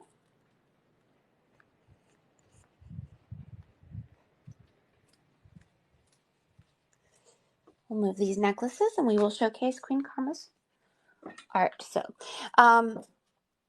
the thing is, now that we have become illuminated, our energy has the ability to heal each other. Touch the hem of your cloak and they will be healed. So this is one piece of Queen Karma's. She literally makes the necklace. She makes the little thing here. She activates them in the sun and you will feel life energy. And this is our power now. We are not under a curse anymore. Many of us are cutting people out of our lives that keep on putting us back into a curse. And we are starting to step into our divinity, step into what we were destined to step into from the very beginning. Look how beautiful this one is. This one has a marble fitting here and it moves up and down. And this has been activated with, I can feel the energy from it. And the top of it also has a little thing that you can move up and down so you can decide how long you want it or whatever. I'm going to show you a third one. This one's colorful. This one's a rainbow one. And it has a black stone in it. And a wooden knob here. And she literally activates them in the sun before you receive it. So all of you guys have gifts and things that we are hoping to find a place to share it, not just online, but make a retreat, make a place, make a store, and just have a fantastic high vibe, amazing. You know, you have Disney World. We go to Disney to swirl around in the roller coasters and have a joyful time. Why not have a spiritual place that's not boring? Come in, be quiet, sit down, be quiet and talk to spirit. All right, this is a spiritual place. You must be quiet. No. The minute you walk in, somebody's going to blow bubbles in your face. And there's going to be a place where we have trampolines and glow in the dark balloons, and it's your inner child is going to be like, "What?" And you're going to want to live there forever. That's the kind of place I want. I do not want something boring. I want it to be fun and fantastic and full of life vibe.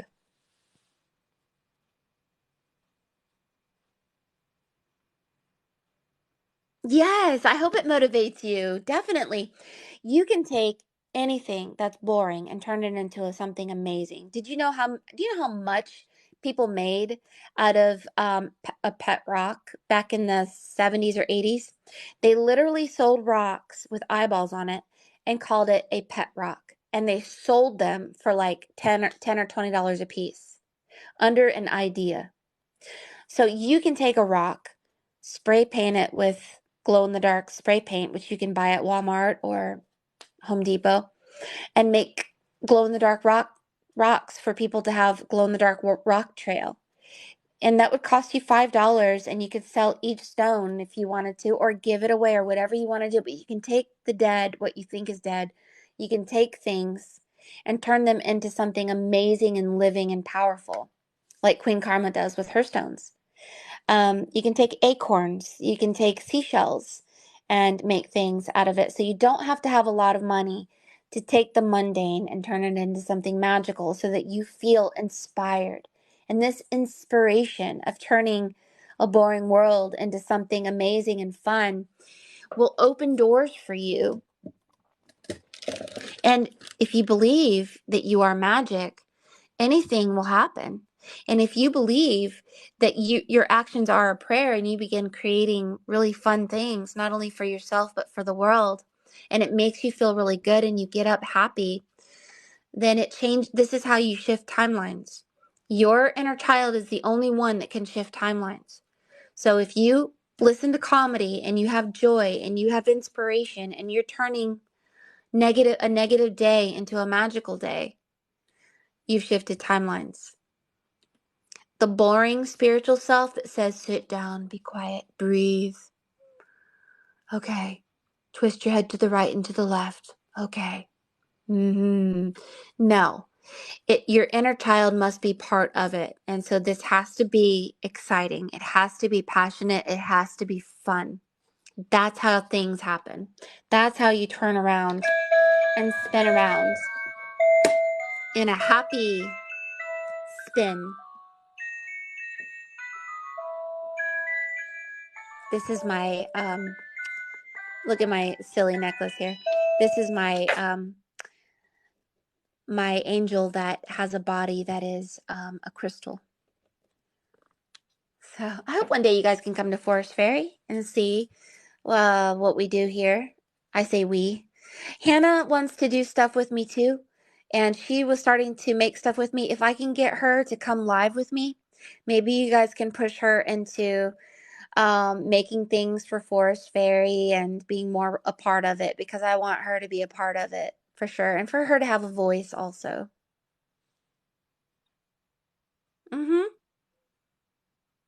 Thank you. Music makes me as happy as comedy. Oh, yes, me too, music. Yes, if it's not exciting, we won't get up and do anything. It has to be fun. Now, when I was going through my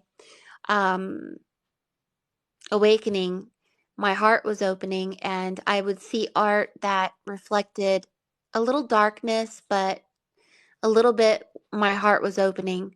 And then there was a lot of sadness. I saw myself as sad, and I turned this cabinet is just sad, and so I me and my best friend wrote another book called Timber, and so I usually just have these cabinets are filled with books and things like that, but this was my sad time. So if you have sadness inside you, if you have anger, well, go ahead and get it outside of you. Don't let it inside of you anymore. Go ahead and draw it. See it from outside of yourself, and then laugh at it and burn it, or just look at it and say, okay, it's outside of me. I'm ready to go back to what I want, and that is to be happy. Because let me show you something I did. It's kind of creepy, but so I was thinking about my dad's parents who adopted him, and she's a tree. The energy of my dad's mother, who was very cruel, did come into my thoughts, and it turned into a fist that was punching me, right?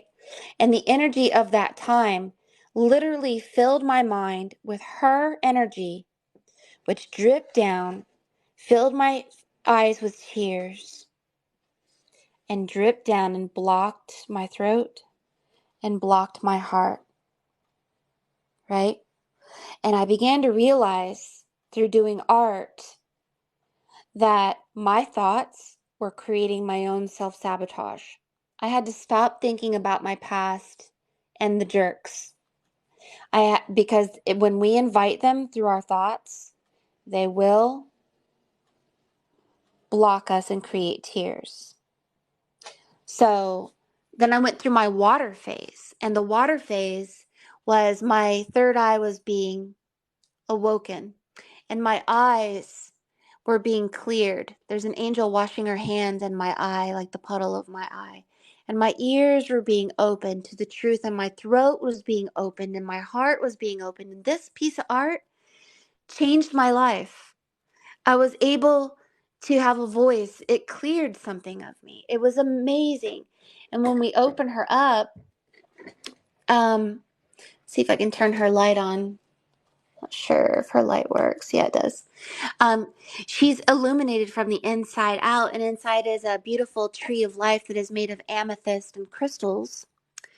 And I put all kinds of things inside these, and she glows in the dark too. This piece healed me.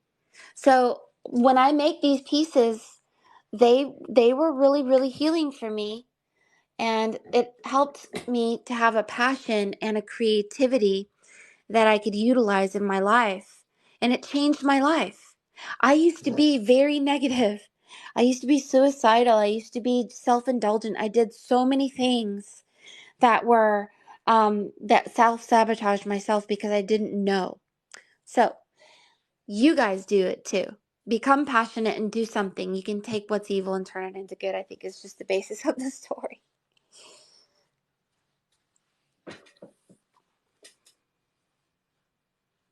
Thank you. I love you guys. Thank you, Challenger 9.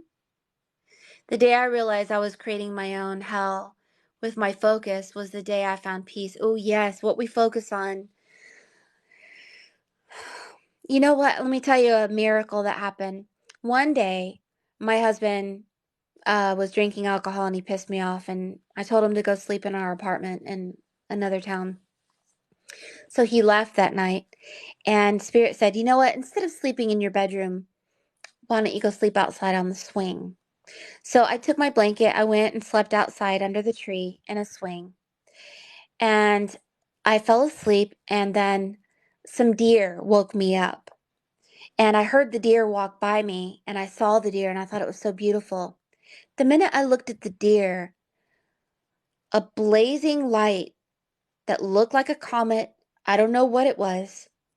It was a gigantic fireball, huge, went about maybe this far above the tree line. Now, our trees are about, I don't know how tall they are. I would say 90 feet. They're tall oak trees and pine trees. They're huge. So from a distance, the trees were like here, and the comet was like up there, and it shot across, and it was not it was not a shooting star, and I don't know if it was a comet, but it was a blazing ball of light, and it went, zoom, and then about, I don't know, 2 minutes later, I heard boom, like a soft boom. And I looked online. I looked everywhere to see if anyone heard or saw anything about a fallen satellite, or I didn't know what it was. But it was Spirit telling me, when you obey Spirit, when you do what Spirit tells you to do, you can take a bad situation and it turns into good. And I obeyed, and I went out and slept under the swing, and I saw the most amazing thing. And I don't know why I saw it. I don't know what it meant. But when we hear Spirit, it will impregnate us with an idea. And when we go with it and we obey it and we follow it, it leads us to amazing experiences, relationships, and I don't know if it's a new.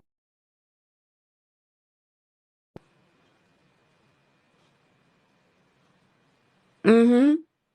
It was like, wow, yes, it was. It was amazing.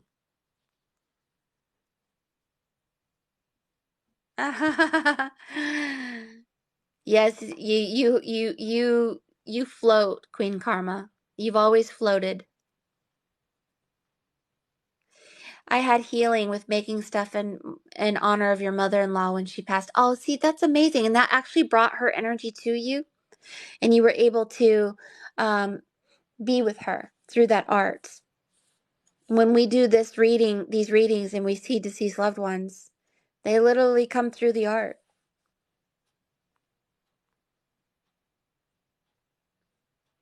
The light blue angel stone, this one? I don't know.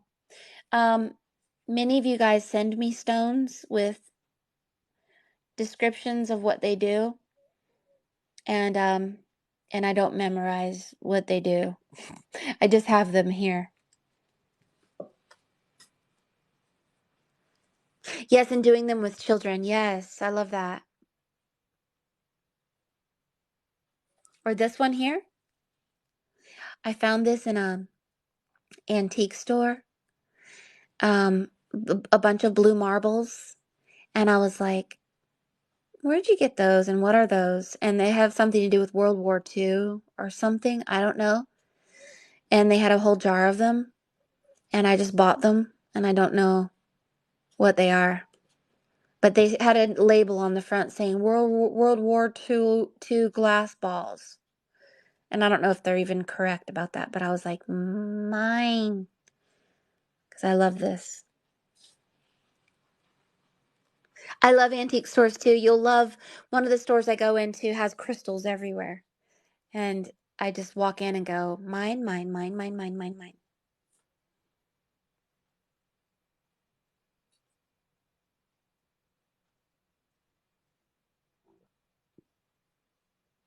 Oh, you saw a white light too?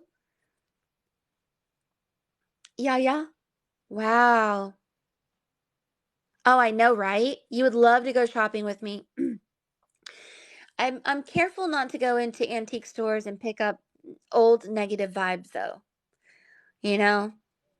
Like sometimes you walk into those places and the people are kind of creepy and their stuff is like really old and you can smell it and everything and it's fun, but it's old energy and I like to find treasures there, but I definitely would want to cleanse everything from the old vibes. Yesterday, I went to a metaphysical store and bought a few things. My time of purchase was at 11:11. What? Sun One, you guys please follow Sun One. I love that. John is texting me right now. John is so excited about our Saturday class. He's like, "Oh my gosh, Mary, you thought our last class was going to be good. This is going to be good." He's going to ask that we print out a page that he has of runes and he's going to help us understand some things from I believe the Hunger Games where Katniss shoots the arrow at the grid and it takes down the grid. And he's going to tell you how to do that with your voice and with your energy so that you take down the grid of this prison and shift your energy. So it's going to be really exciting. That's going to be Saturday at 2:00 p.m. Central Time. Let us move into our free reading time because Ashley was supposed to have a reading at 2:00, but she is changing it to tomorrow. So we're going to just change that to tomorrow and just be aware that after Saturday, I have closed my readings because I'm taking a week off. This does not mean I won't be on TikTok. This means we're going to the beach. Sorry. This means we're going to the beach. This means we're going to the springs. This means we're going out in nature. We're going to just play. And so we're going to put the readings on reserve. I may do some free readings for you, but it's just going to be free readings. It's going to be collective readings. It's going to be question and answer readings, and it's going to be going out in nature. All right. So I hope you guys will be there for that with me because it'll be fun. I live by the springs, so we're going to talk to spring water. Spring water is alive. Often when I go to the springs, I see water nymphs. I have actually literally taken pictures of water nymphs. So if you want to go to the springs with me, you might want to take screenshots when we go live so that you can see and we'll talk to the water and I'll show you how water is alive. It'll be a miracle. If you want to see magic, we're going to do it next week.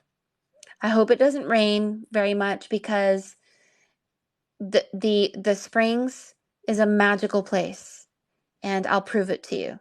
Okay? So, if you have subscribed to me and I did not do a free reading for you already, say I love you in the comments and I'll connect with your energy.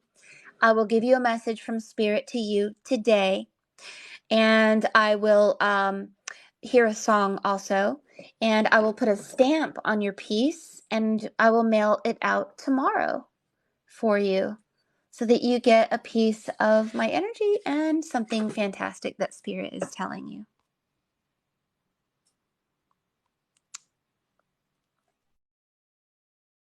All right, true to you. Let's do you today. This is Trina, true to you. Hello. Let me tap into your energy. Let's see what we got going on.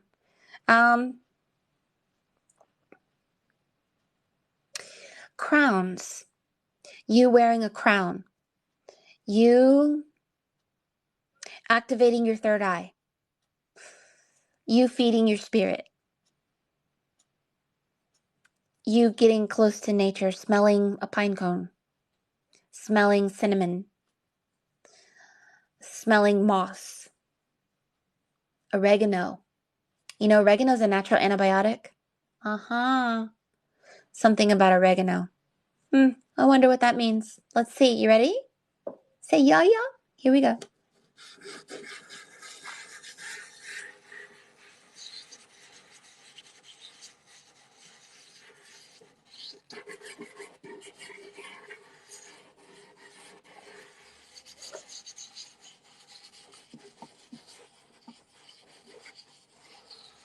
Here we go.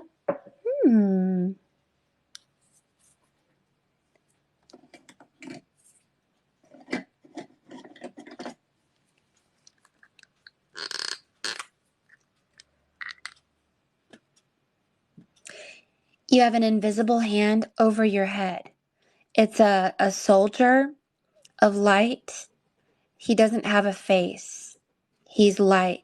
His hand comes up and goes over your head. He's wearing a cloak.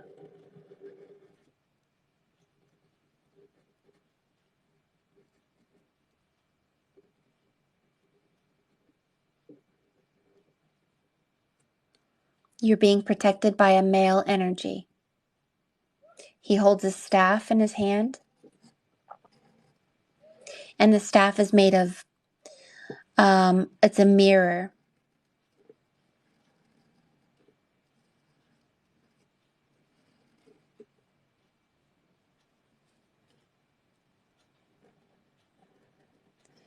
Your hand goes out, forming a crystal.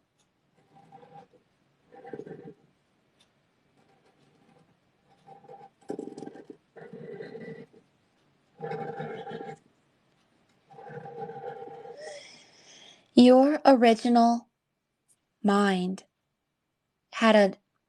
your original self had a crystal on your head, and in its place, you are connecting to your spirit guides that are serving as the crystal that you used to have, that used to connect you to the unseen world and to God. So you are REM, rapid eye movements. There's something about you sleeping and dreams here. So REM, rapid eye movements. So you have a rune on you that is the R, right? And then you have this letter E that goes like this. And then you have this letter M that goes like this. This could be runes.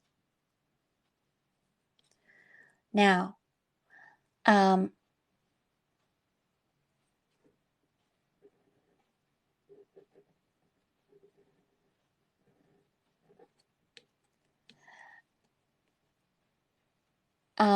you have a hand that goes like this, like you're honored to be part of such protection.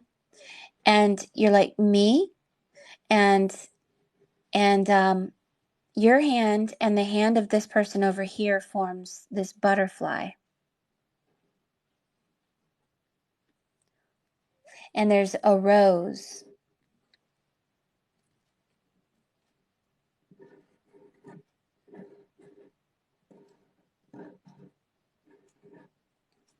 And the rose is not fully developed yet, but it will be.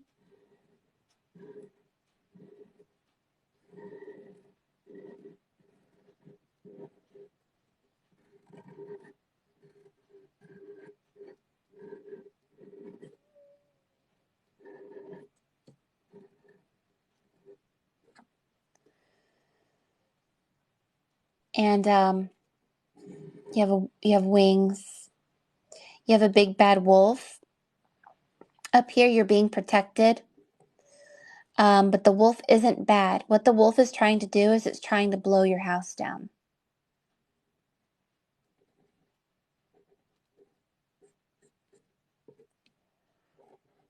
If you can have a house made of stone, meaning if you can stay confident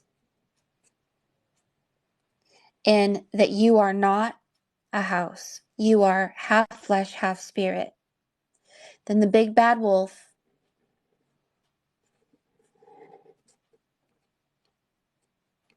will not blow you down, And look, there's a house right there with a chimney and everything.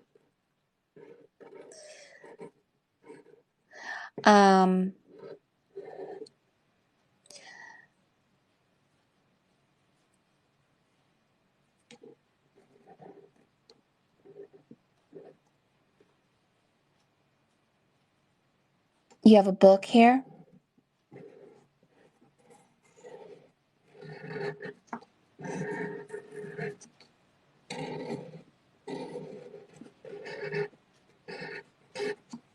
And a bird that has the rose in its mouth. It's like a blue jay, like a blue avian.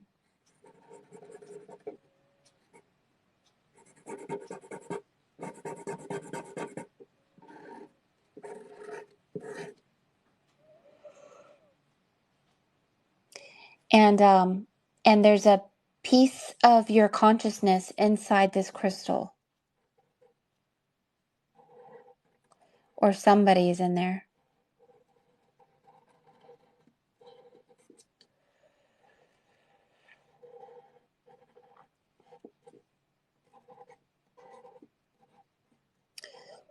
Okay, I know what this means. Let me tell you what this means. Okay. Our consciousness can move. It can go from house to house. If our consciousness is in the mind of our higher self, which is the invisible Holy Spirit, our higher self has the ability to take our consciousness and put it in something so that when the jerks come, they don't hurt us. We never die. They can take our consciousness and put it into a parallel timeline or world or something. Nothing can blow us down, is what your higher self says. If the big bad wolf comes to try to kill you, don't worry. Your consciousness can change, can go inside a crystal. Looks like your higher self can put your consciousness into some sort of crystal. And there's an ankh.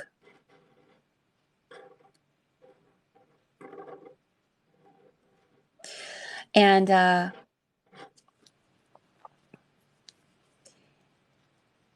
you're protected. This is all about protection. All about it. There will come a time when flesh and spirit work in perfect harmony and you blossom like a rose, and you will know how to protect your consciousness, and you won't you will be aware of how you and your spirit work together.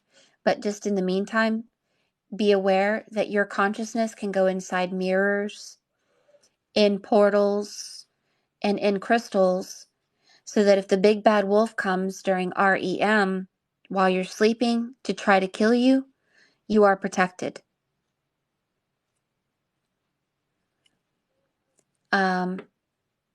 So this person that's right over here is someone using their voice. And I don't know exactly what it means, but it has something to do with using your voice to create things or to move your consciousness. So on the piece of paper, it says this B, and then it says 3, and then 1, 3, B13. Oh, it is 1313. But strange, that's a letter B, which is 13, but then this 13 is different. So basically what this spirit is saying is our reality is like a book. We are all on the same book. Some of us are in a parallel reality. And even though we're on the number 13, the shape of the number 13 is a little different. This is the mandala effect. We actually shifted from one timeline to the next. Your consciousness has the ability to shift timelines, and the big bad wolf can never kill you. So, or take your house, which is your body. What a wonderful promise. Let's see what Spirit has to say for you.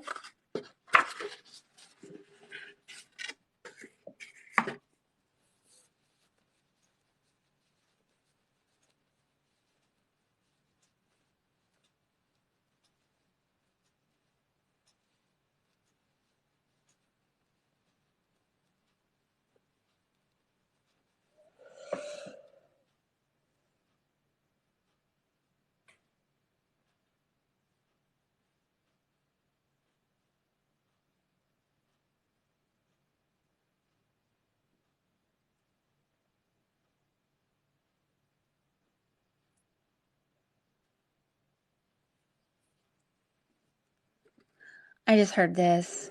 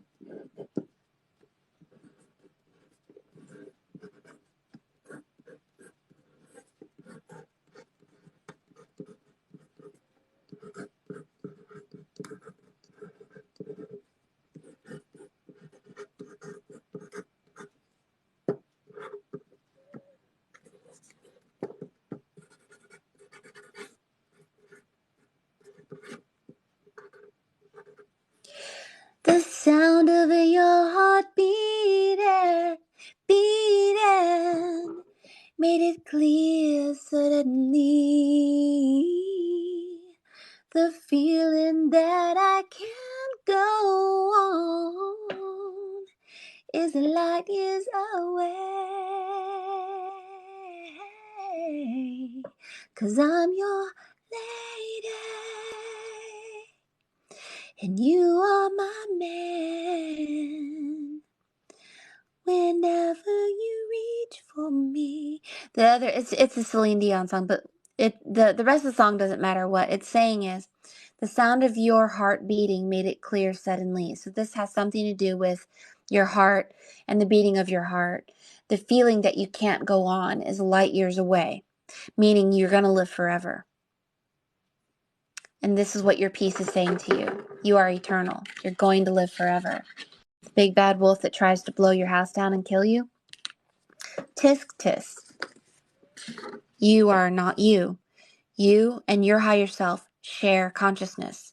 Because of this, because you're twice born, you aren't just you. You have two selves. So if this self gets blown away, your consciousness goes into your double keeps your consciousness, and then puts you in a parallel world that looks like the number 13, but it's a little different. So don't worry about dying. It's not going to happen if that's something you worry about. Use your voice. You're at a place where you should be using your voice. It's showing right there. Your voice and the voice of the blue jay are the same. The song of your heart. The bluebird singing the blue song. And these songs that come from your heart literally do amazing magical things. So you got the letter M turning into magic. Get into runes to understand the REM. Has something to do with sleeping.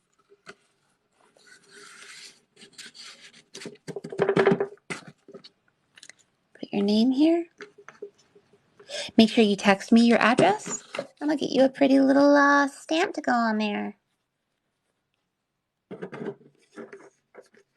Like this. We'll do the rose because you had the rose in your piece.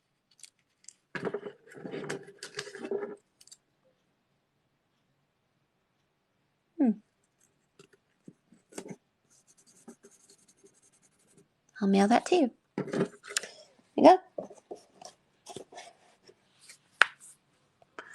That was pretty cool. Wasn't that cool? That's the one you wanted? Oh, yay. I love you too much. Okay, good. You're not worried. It's a little confirmation for you. Okay, if you are my subscriber, say I love you, and I will send you a message just from Spirit to you today.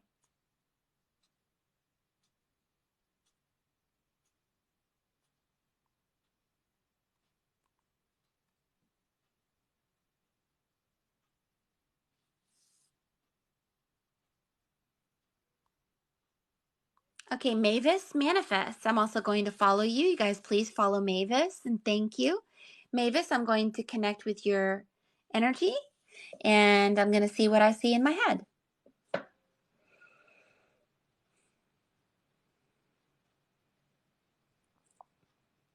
Mavis, you are on an island. You're protected. There are flowers everywhere, trees, nature. You have nature as your ally. And I feel that you are stepping into your truth and stepping into your power. And you may feel, I don't know why, whenever I see someone whose shoulders are bare, I don't know if it means that you feel alone or not supported, but there's wind blowing, butterflies, birds everywhere. You're in a protected place, according to what I see in my mind. So let's go ahead. Maximus. I don't know if you guys know this, but I left the Easter basket on the ground, and Maximus got into the chocolate and got the Easter eggs and put them all over the floor last night. So you have a teacher mother energy. You're actually kissing a child. This is you kissing a child on the chin. Or kissing, yeah, a little child on the chin. You have a doorway that opens up to a little child, and you're a protector of maybe your own inner child, but there seems to be definitely a child in your energy, and your energy is a spring. You're sitting in front of a water that's like a spring, and out of the spring comes these water nymphs.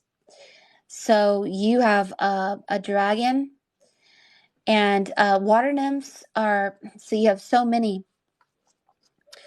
They look like angels. They have the ability, I guess, to look like angels and shapeshift, but water nymphs, they call a dragonfly a nymph because a dragonfly lives under the water for years, for a year. And then when it's ready to come out of the water, it comes out as a dragonfly. So you have a dragon here.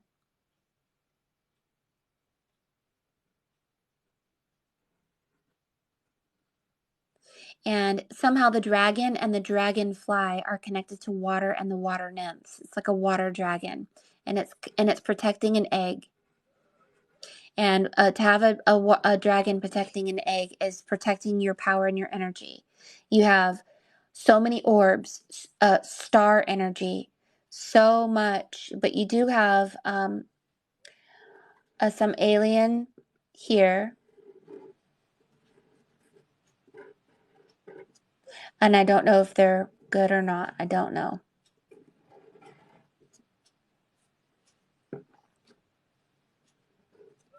The alien is giving a heart. And this child, I don't know if you have hybrids from aliens, but anyway. So here is a Merkaba. It's a beautiful, like 18-pointed star. It just shines everywhere. It's so sacred, geometrically beautiful, sparkling above the water. The water forms the letter C. It actually makes the golden compass. It spins around like ripples. And there's angels coming out that I believe are water nymphs, which are dragonflies. Dragonflies.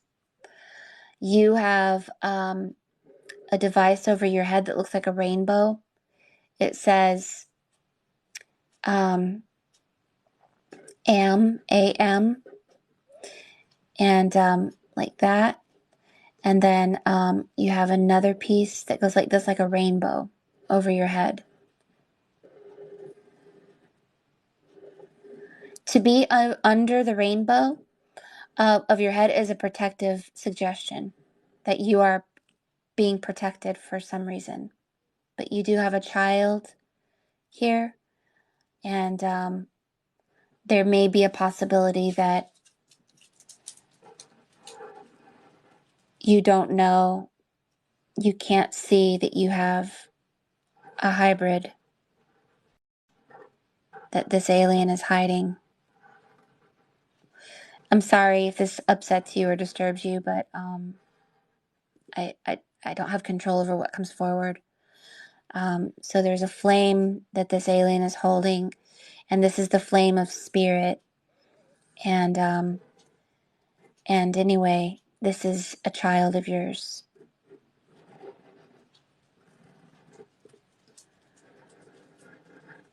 And there's a fish, or what is this? What's coming out of the water? Here you're like this. Your body is half in the water, half up here. And your heart chakra, and there's a part of you that is protective of spirits and children, young children and spirits. They are actually in your energy. I don't know how it works. I don't know. But they can come on the fourth dimension, and they don't have to literally take your body. They do something in the unseen world, and I know that they do it because I woke up with a scar that I never had before, where they have the ability to do things with us in the unseen world. So anyway, this is your child. And I hope it doesn't upset you. I hope it's a good thing. So you have a mother-like energy over here. And she is looking, there's a frog and a butterfly. You have all these butterflies. You have a crown made out of Vivesica piscis. You're going through your threefold flame. And there's a frog. This is a very good symbol. This mother energy is an energy that is coming and helping you to get your crown. So you were in the age of Pisces to fish, and you are going into the age of Aquarius. This means that you, as a water nymph, are turning into a dragonfly. So water nymph, dragonfly. You're going into the age of Pisces. This is going to help you to awaken not only to this current world that we see, but it's going to awaken you to the unseen world. You're going to go through your threefold flame. So these hybrids are eggs, and they have a strange language. They write to you some things. It says "ya," and it says this strange symbol here. You don't see them. This is what this alien is saying. But you're kissing them, and you're just showing them that you love them. I guess that you need to do that. It makes you feel, they need your love. I don't know. And I could be wrong about this reading. I'm only just showing you what I see, okay? I don't want to be responsible for making you feel any way that's uncomfortable, but so you're a mother of the unseen children. So there's something about your energy that helps with the unseen world and you helping these unseen children. They seem invisible. They say XO, and the O looks like an egg. Hugs and kisses.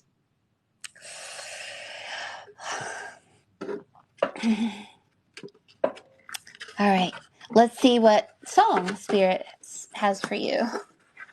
I'll bend the card that way.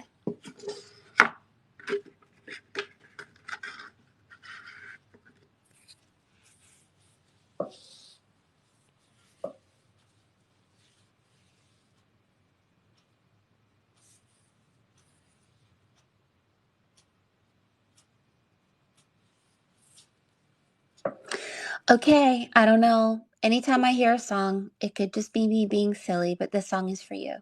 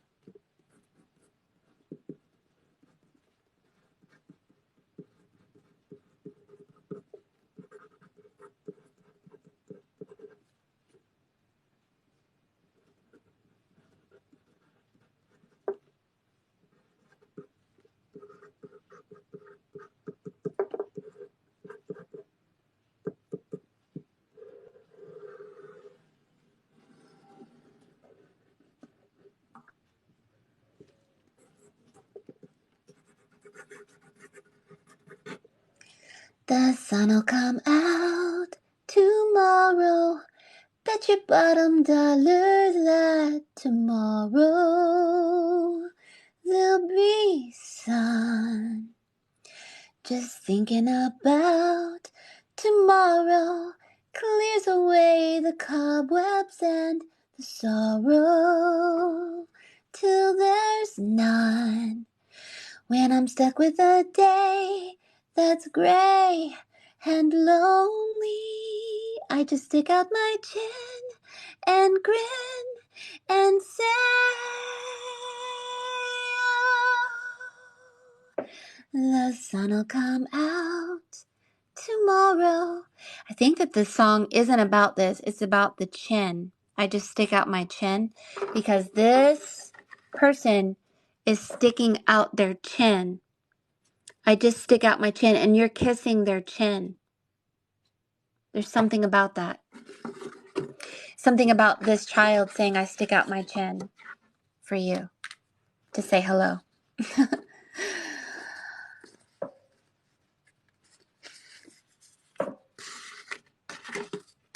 We'll put this in here.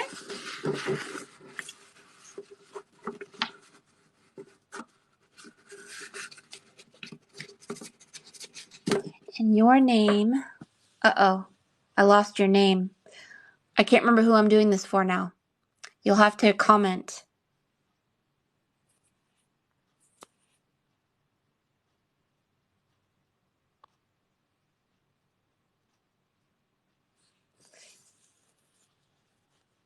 Okay, so you are Mavis. Mavis Manifests.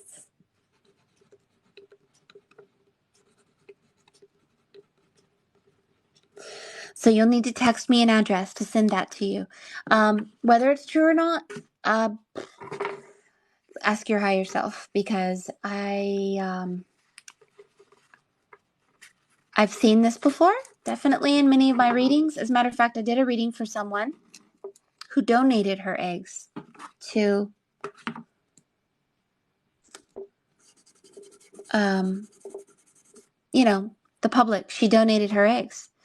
And I didn't know this. And in her reading, she had all these eggs. And she had all these hybrid children. And I was like,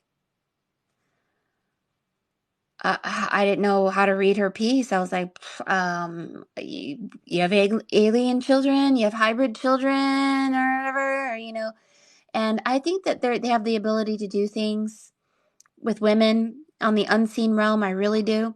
And so if we have hybrid children somewhere, we don't know it, but we do see it through this. Well, this woman she said she donated 5 eggs of hers, and she had 5 hybrid children in her piece. So there's that. Maybe it's not a bad thing,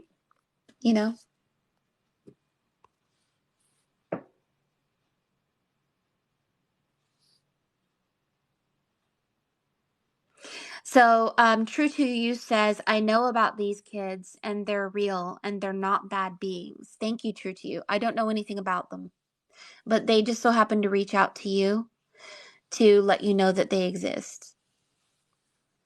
If not one, 2 of them. Okay, good. I'm glad. I always get nervous, especially you don't know. You're like, I don't know. So, I had a dream that I was breastfeeding a black-eyed baby, a baby with black eyes. And I love the baby. So I may have a hybrid as well who contacts me through my dreams.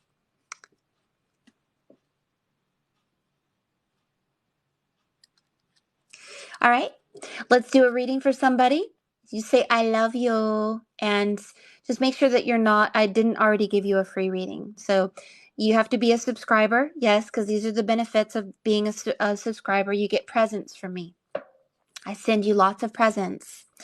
And if you are my subscriber for 3 months, you'll get an amazing present. If you're my subscriber for 6 months, you might get an amazing present. For 1 year subscriber, you'll get an even more amazing presents. Sometimes the amazing present is an original piece of art of mine, of ours. Sometimes it's the ability to go to the springs with me and the beach, the Panama City beach. Sometimes it is making natural products that raise your frequency and learning how to make do-it-yourself products. And sometimes it is a wand or something fantastic like a mushroom purse and some olive oil soap or something really fun. So be a subscriber because there are many benefits, including free classes and everything. So this isn't just nowhere land. You actually get somewhere. All right. So yeah, it was a really good one. Oh, you've given birth in your dreams before. Yeah, it could be a sign. They do things on the fourth dimension. I have a scar where overnight I have a laser scar from my collar down to my breast. And so they did surgery because I had cancer there. And now, and the scar is still there to this day. So they do things outside of this dimension.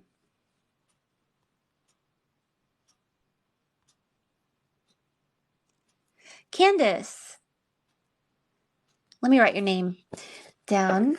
Candace.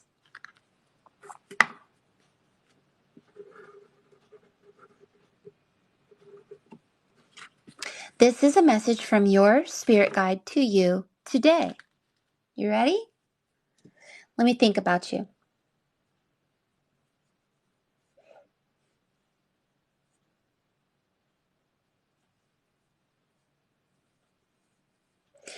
Spirit is showing you with books, right? And seeing you super glue wings on the back of your books. Because if you turn a book this way, it looks like it can fly. And what I'm seeing is you put wings on the back, and it's a book that is so high in vibe and consciousness that it will fly and flap its wings. So maybe hot glue some wings on the back of your books. Might be fun. Do something somebody else doesn't do, right? All right, so let's go ahead and go forward. This is for Candace.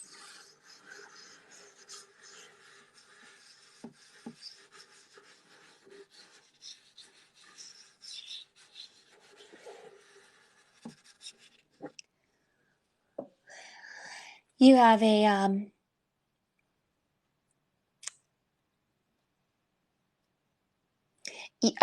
you are seated inside a crown. And you're wearing a crown. So you're in between the crowns. It looks like this. When you're in between the crowns, it's like that. So,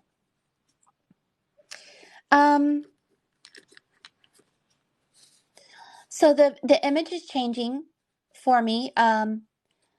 This is Spirit talking to you as we speak.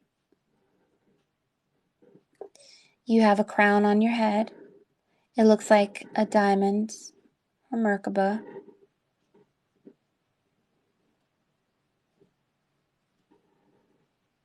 And it's funny because you have feathers coming out of the side of your head like an earth angel, like that. And you are a bridge, a rainbow bridge, and you're holding an ankh. And there's a child under the bridge.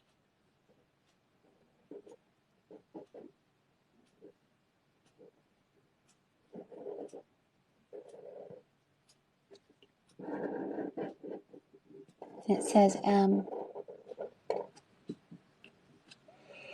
And there's a bridge from your head to another head. You look like Sekhmet, a goddess.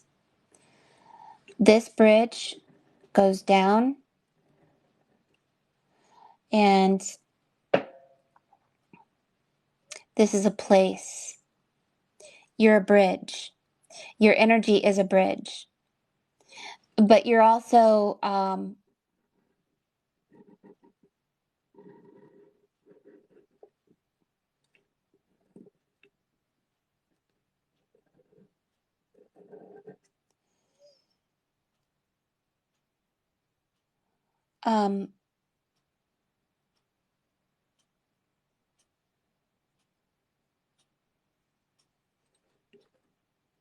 Yeah, you have a lot of lioness energy.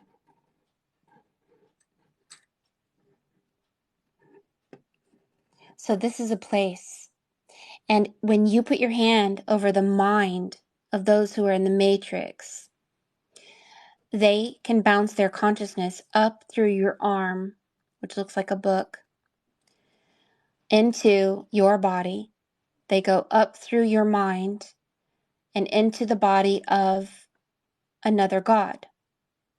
This is going to be a lesson that I'm going to have to talk to you guys about. This is the world of the dead down here. When we see a picture of a wicked witch, these are people that have long noses like Pinocchio. They are liars. The big chins are arrogance. This is a witch holding an orb. And then there's a Pinocchio also down here. All right. This is the waters of chaos, and they are on a hook. Their mind is being hooked, like under mind control. Right? So your energy is broken off from that world. And this is a different world. The lioness is a place. It's a place that dominates. It's the sun that dominates the moon. You bring people out of the moon if they are holding the correct. It's a stick with 3-3. Looks like a butterfly. It's the 33, something like that. So you actually do things on the spirit realm, but you do them also on the physical. So when someone leaves the world of lies and death and the moon, and they go through an awakening, when they become tall enough, they bump into your energy. You are a rainbow bridge that takes them through your consciousness and bounces their consciousness into the sun energy over a rainbow bridge. You are a rainbow bridge. Your arm makes the rainbow bridge. Your mind makes the rainbow bridge. You are Iris, basically the goddess of the rainbow. Now your body did make a mermaid symbol here that went like this. And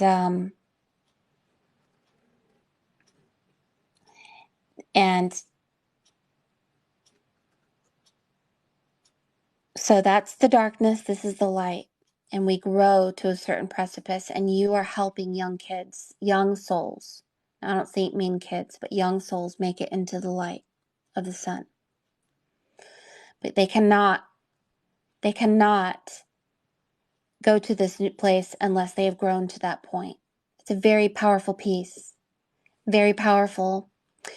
So suffice it to say, the books that you write, your energy, your thoughts, your dreams, your astral self, and your physical self all assist souls who are ready to cross their consciousness into a higher realm.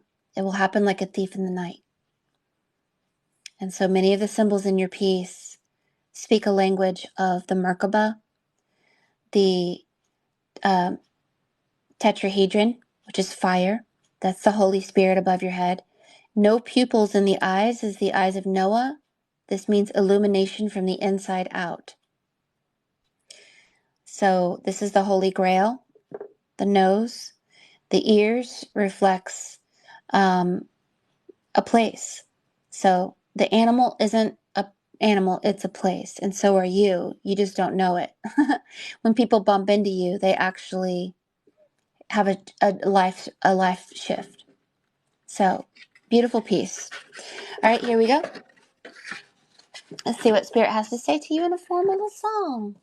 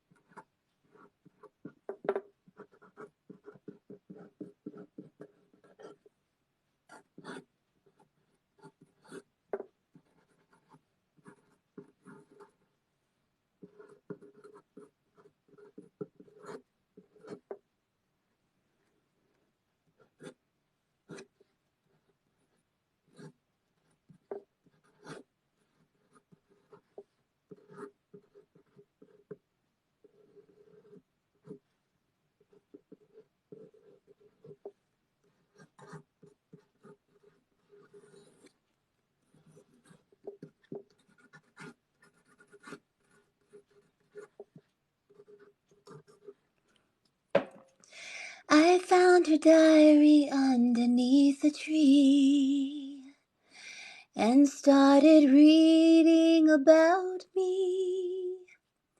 The words she'd written took me by surprise.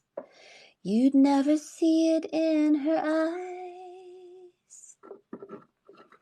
It said that she had found the love she'd seen in me. Wouldn't you know it?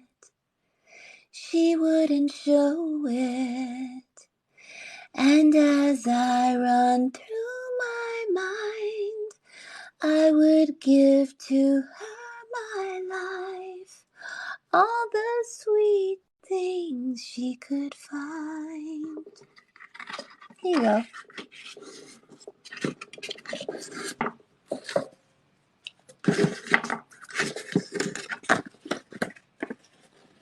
Zip.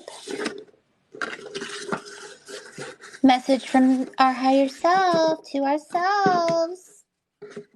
Let's do a little beautiful flower here.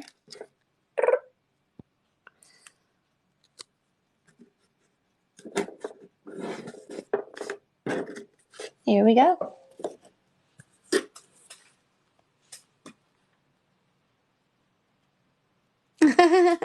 Isn't it amazing? I love that. You have memories of hiding a journal? Seriously? I love that. It's a powerful piece. Let's talk about your piece. For those who may not understand what's going on here in your piece. Gods, when we read about gods, they are places of time, according to many of my readings. And these places of time are often reflective of either the moon, the earth, or the sun. But sometimes a body of time can be Mars or Venus,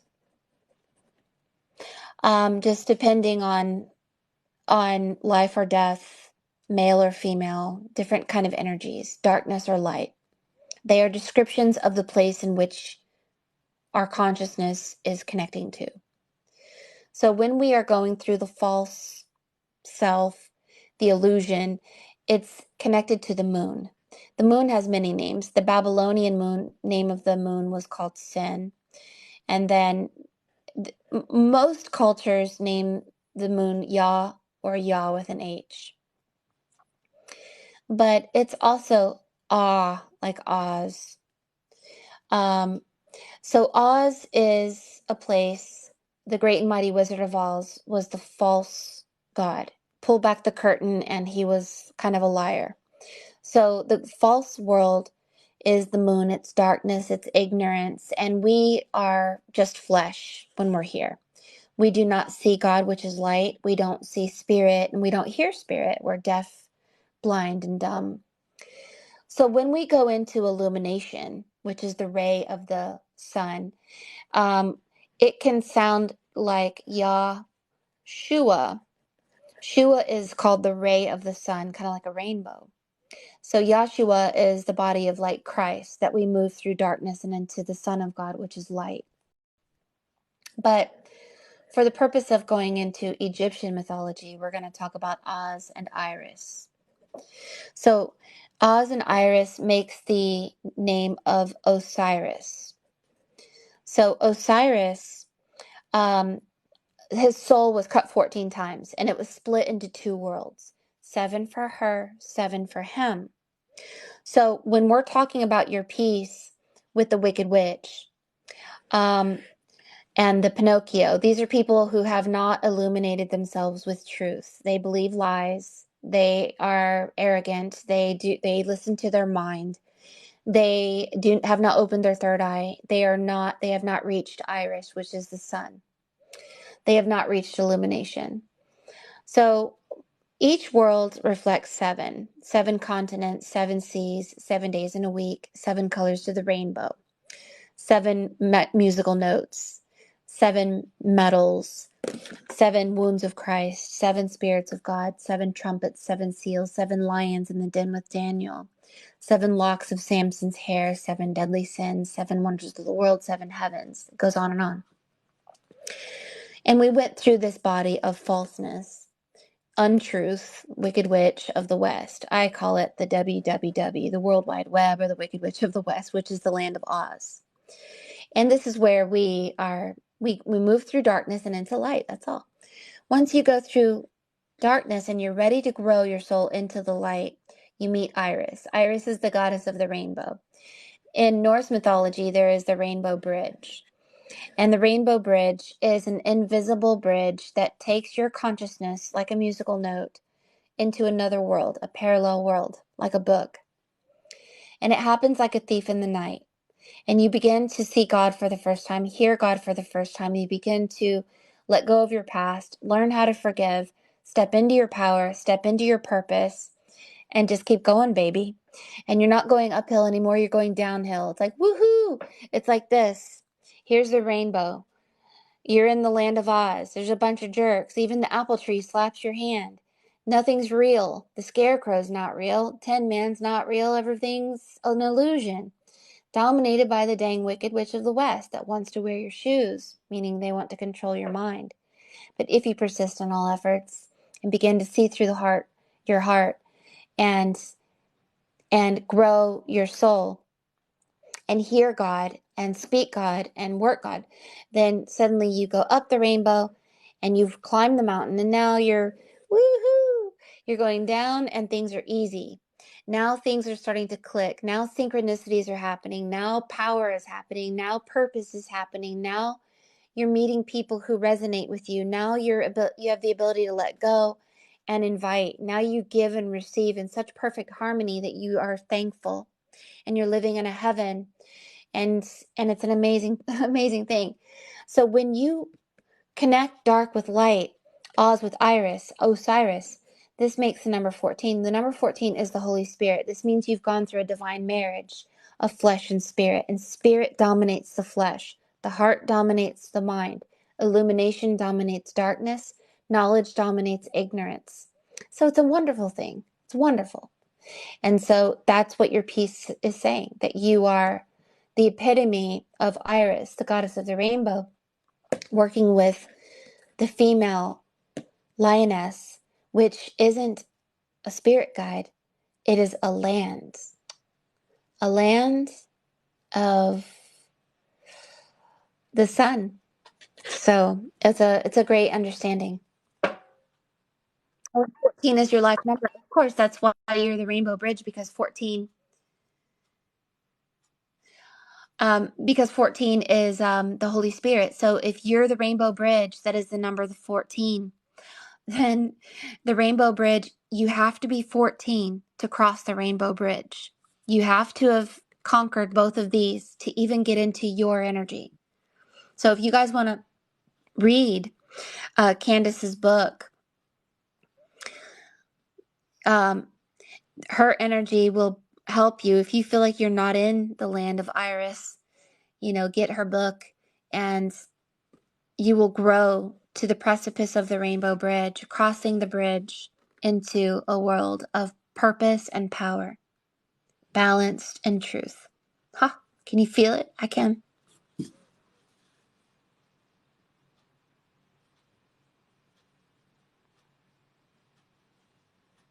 Oh, of course. 4 and 1 make 5. It's all these things are making sense, of course.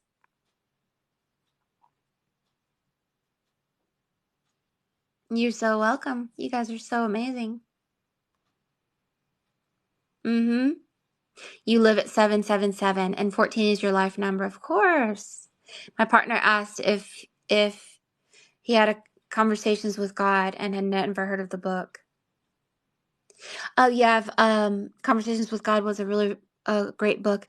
I didn't like part 2 or part 3. He started to be a little arrogant to me. I feel like we are under the dominance of the Holy Spirit, and I felt like when we become powerful, many of us have the ability to become arrogant with it. And it could just be my vibe, but I love the first book. The first book changed my life, but and I was in an airplane flying to Jamaica when I was reading the book. But then I started reading the second and third book, and I was put off by it. I just felt some arrogance. Like there was a little part of him that was like, "Oh well, um, now I know," and like trying to dominate spirit in a way. So this is the exactly the alchemy that you've been doing. Oh wow, the Celtic or ancestry. Well, well, well. Of course, doesn't it make sense? Yeah. No, the first book is amazing. It's life changing. It's a Conversations with God. It's amazing. It changed my life. When I read that book, I stopped being religious. It broke me away from my religious guilt of feeling like I was betraying Christ or betraying God or betraying somebody, right? It really literally helped me to shift into the truth. But the second and third book was a little it didn't inspire me as much as the first. The first book is life-changing, is wonderful.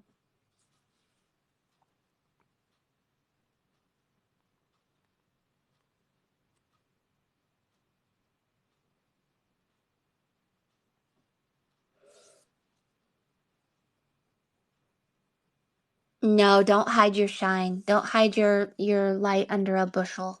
No, you're gonna let it shine. How does that song go? Let it shine, let it shine, let it shine. This little light of mine, I'm gonna let it shine. This little light of mine, I'm gonna let it shine. This little light of mine, I'm gonna let it shine, let it shine, let it shine, let it shine. Hide it under a bushel, no, I'm gonna let it shine.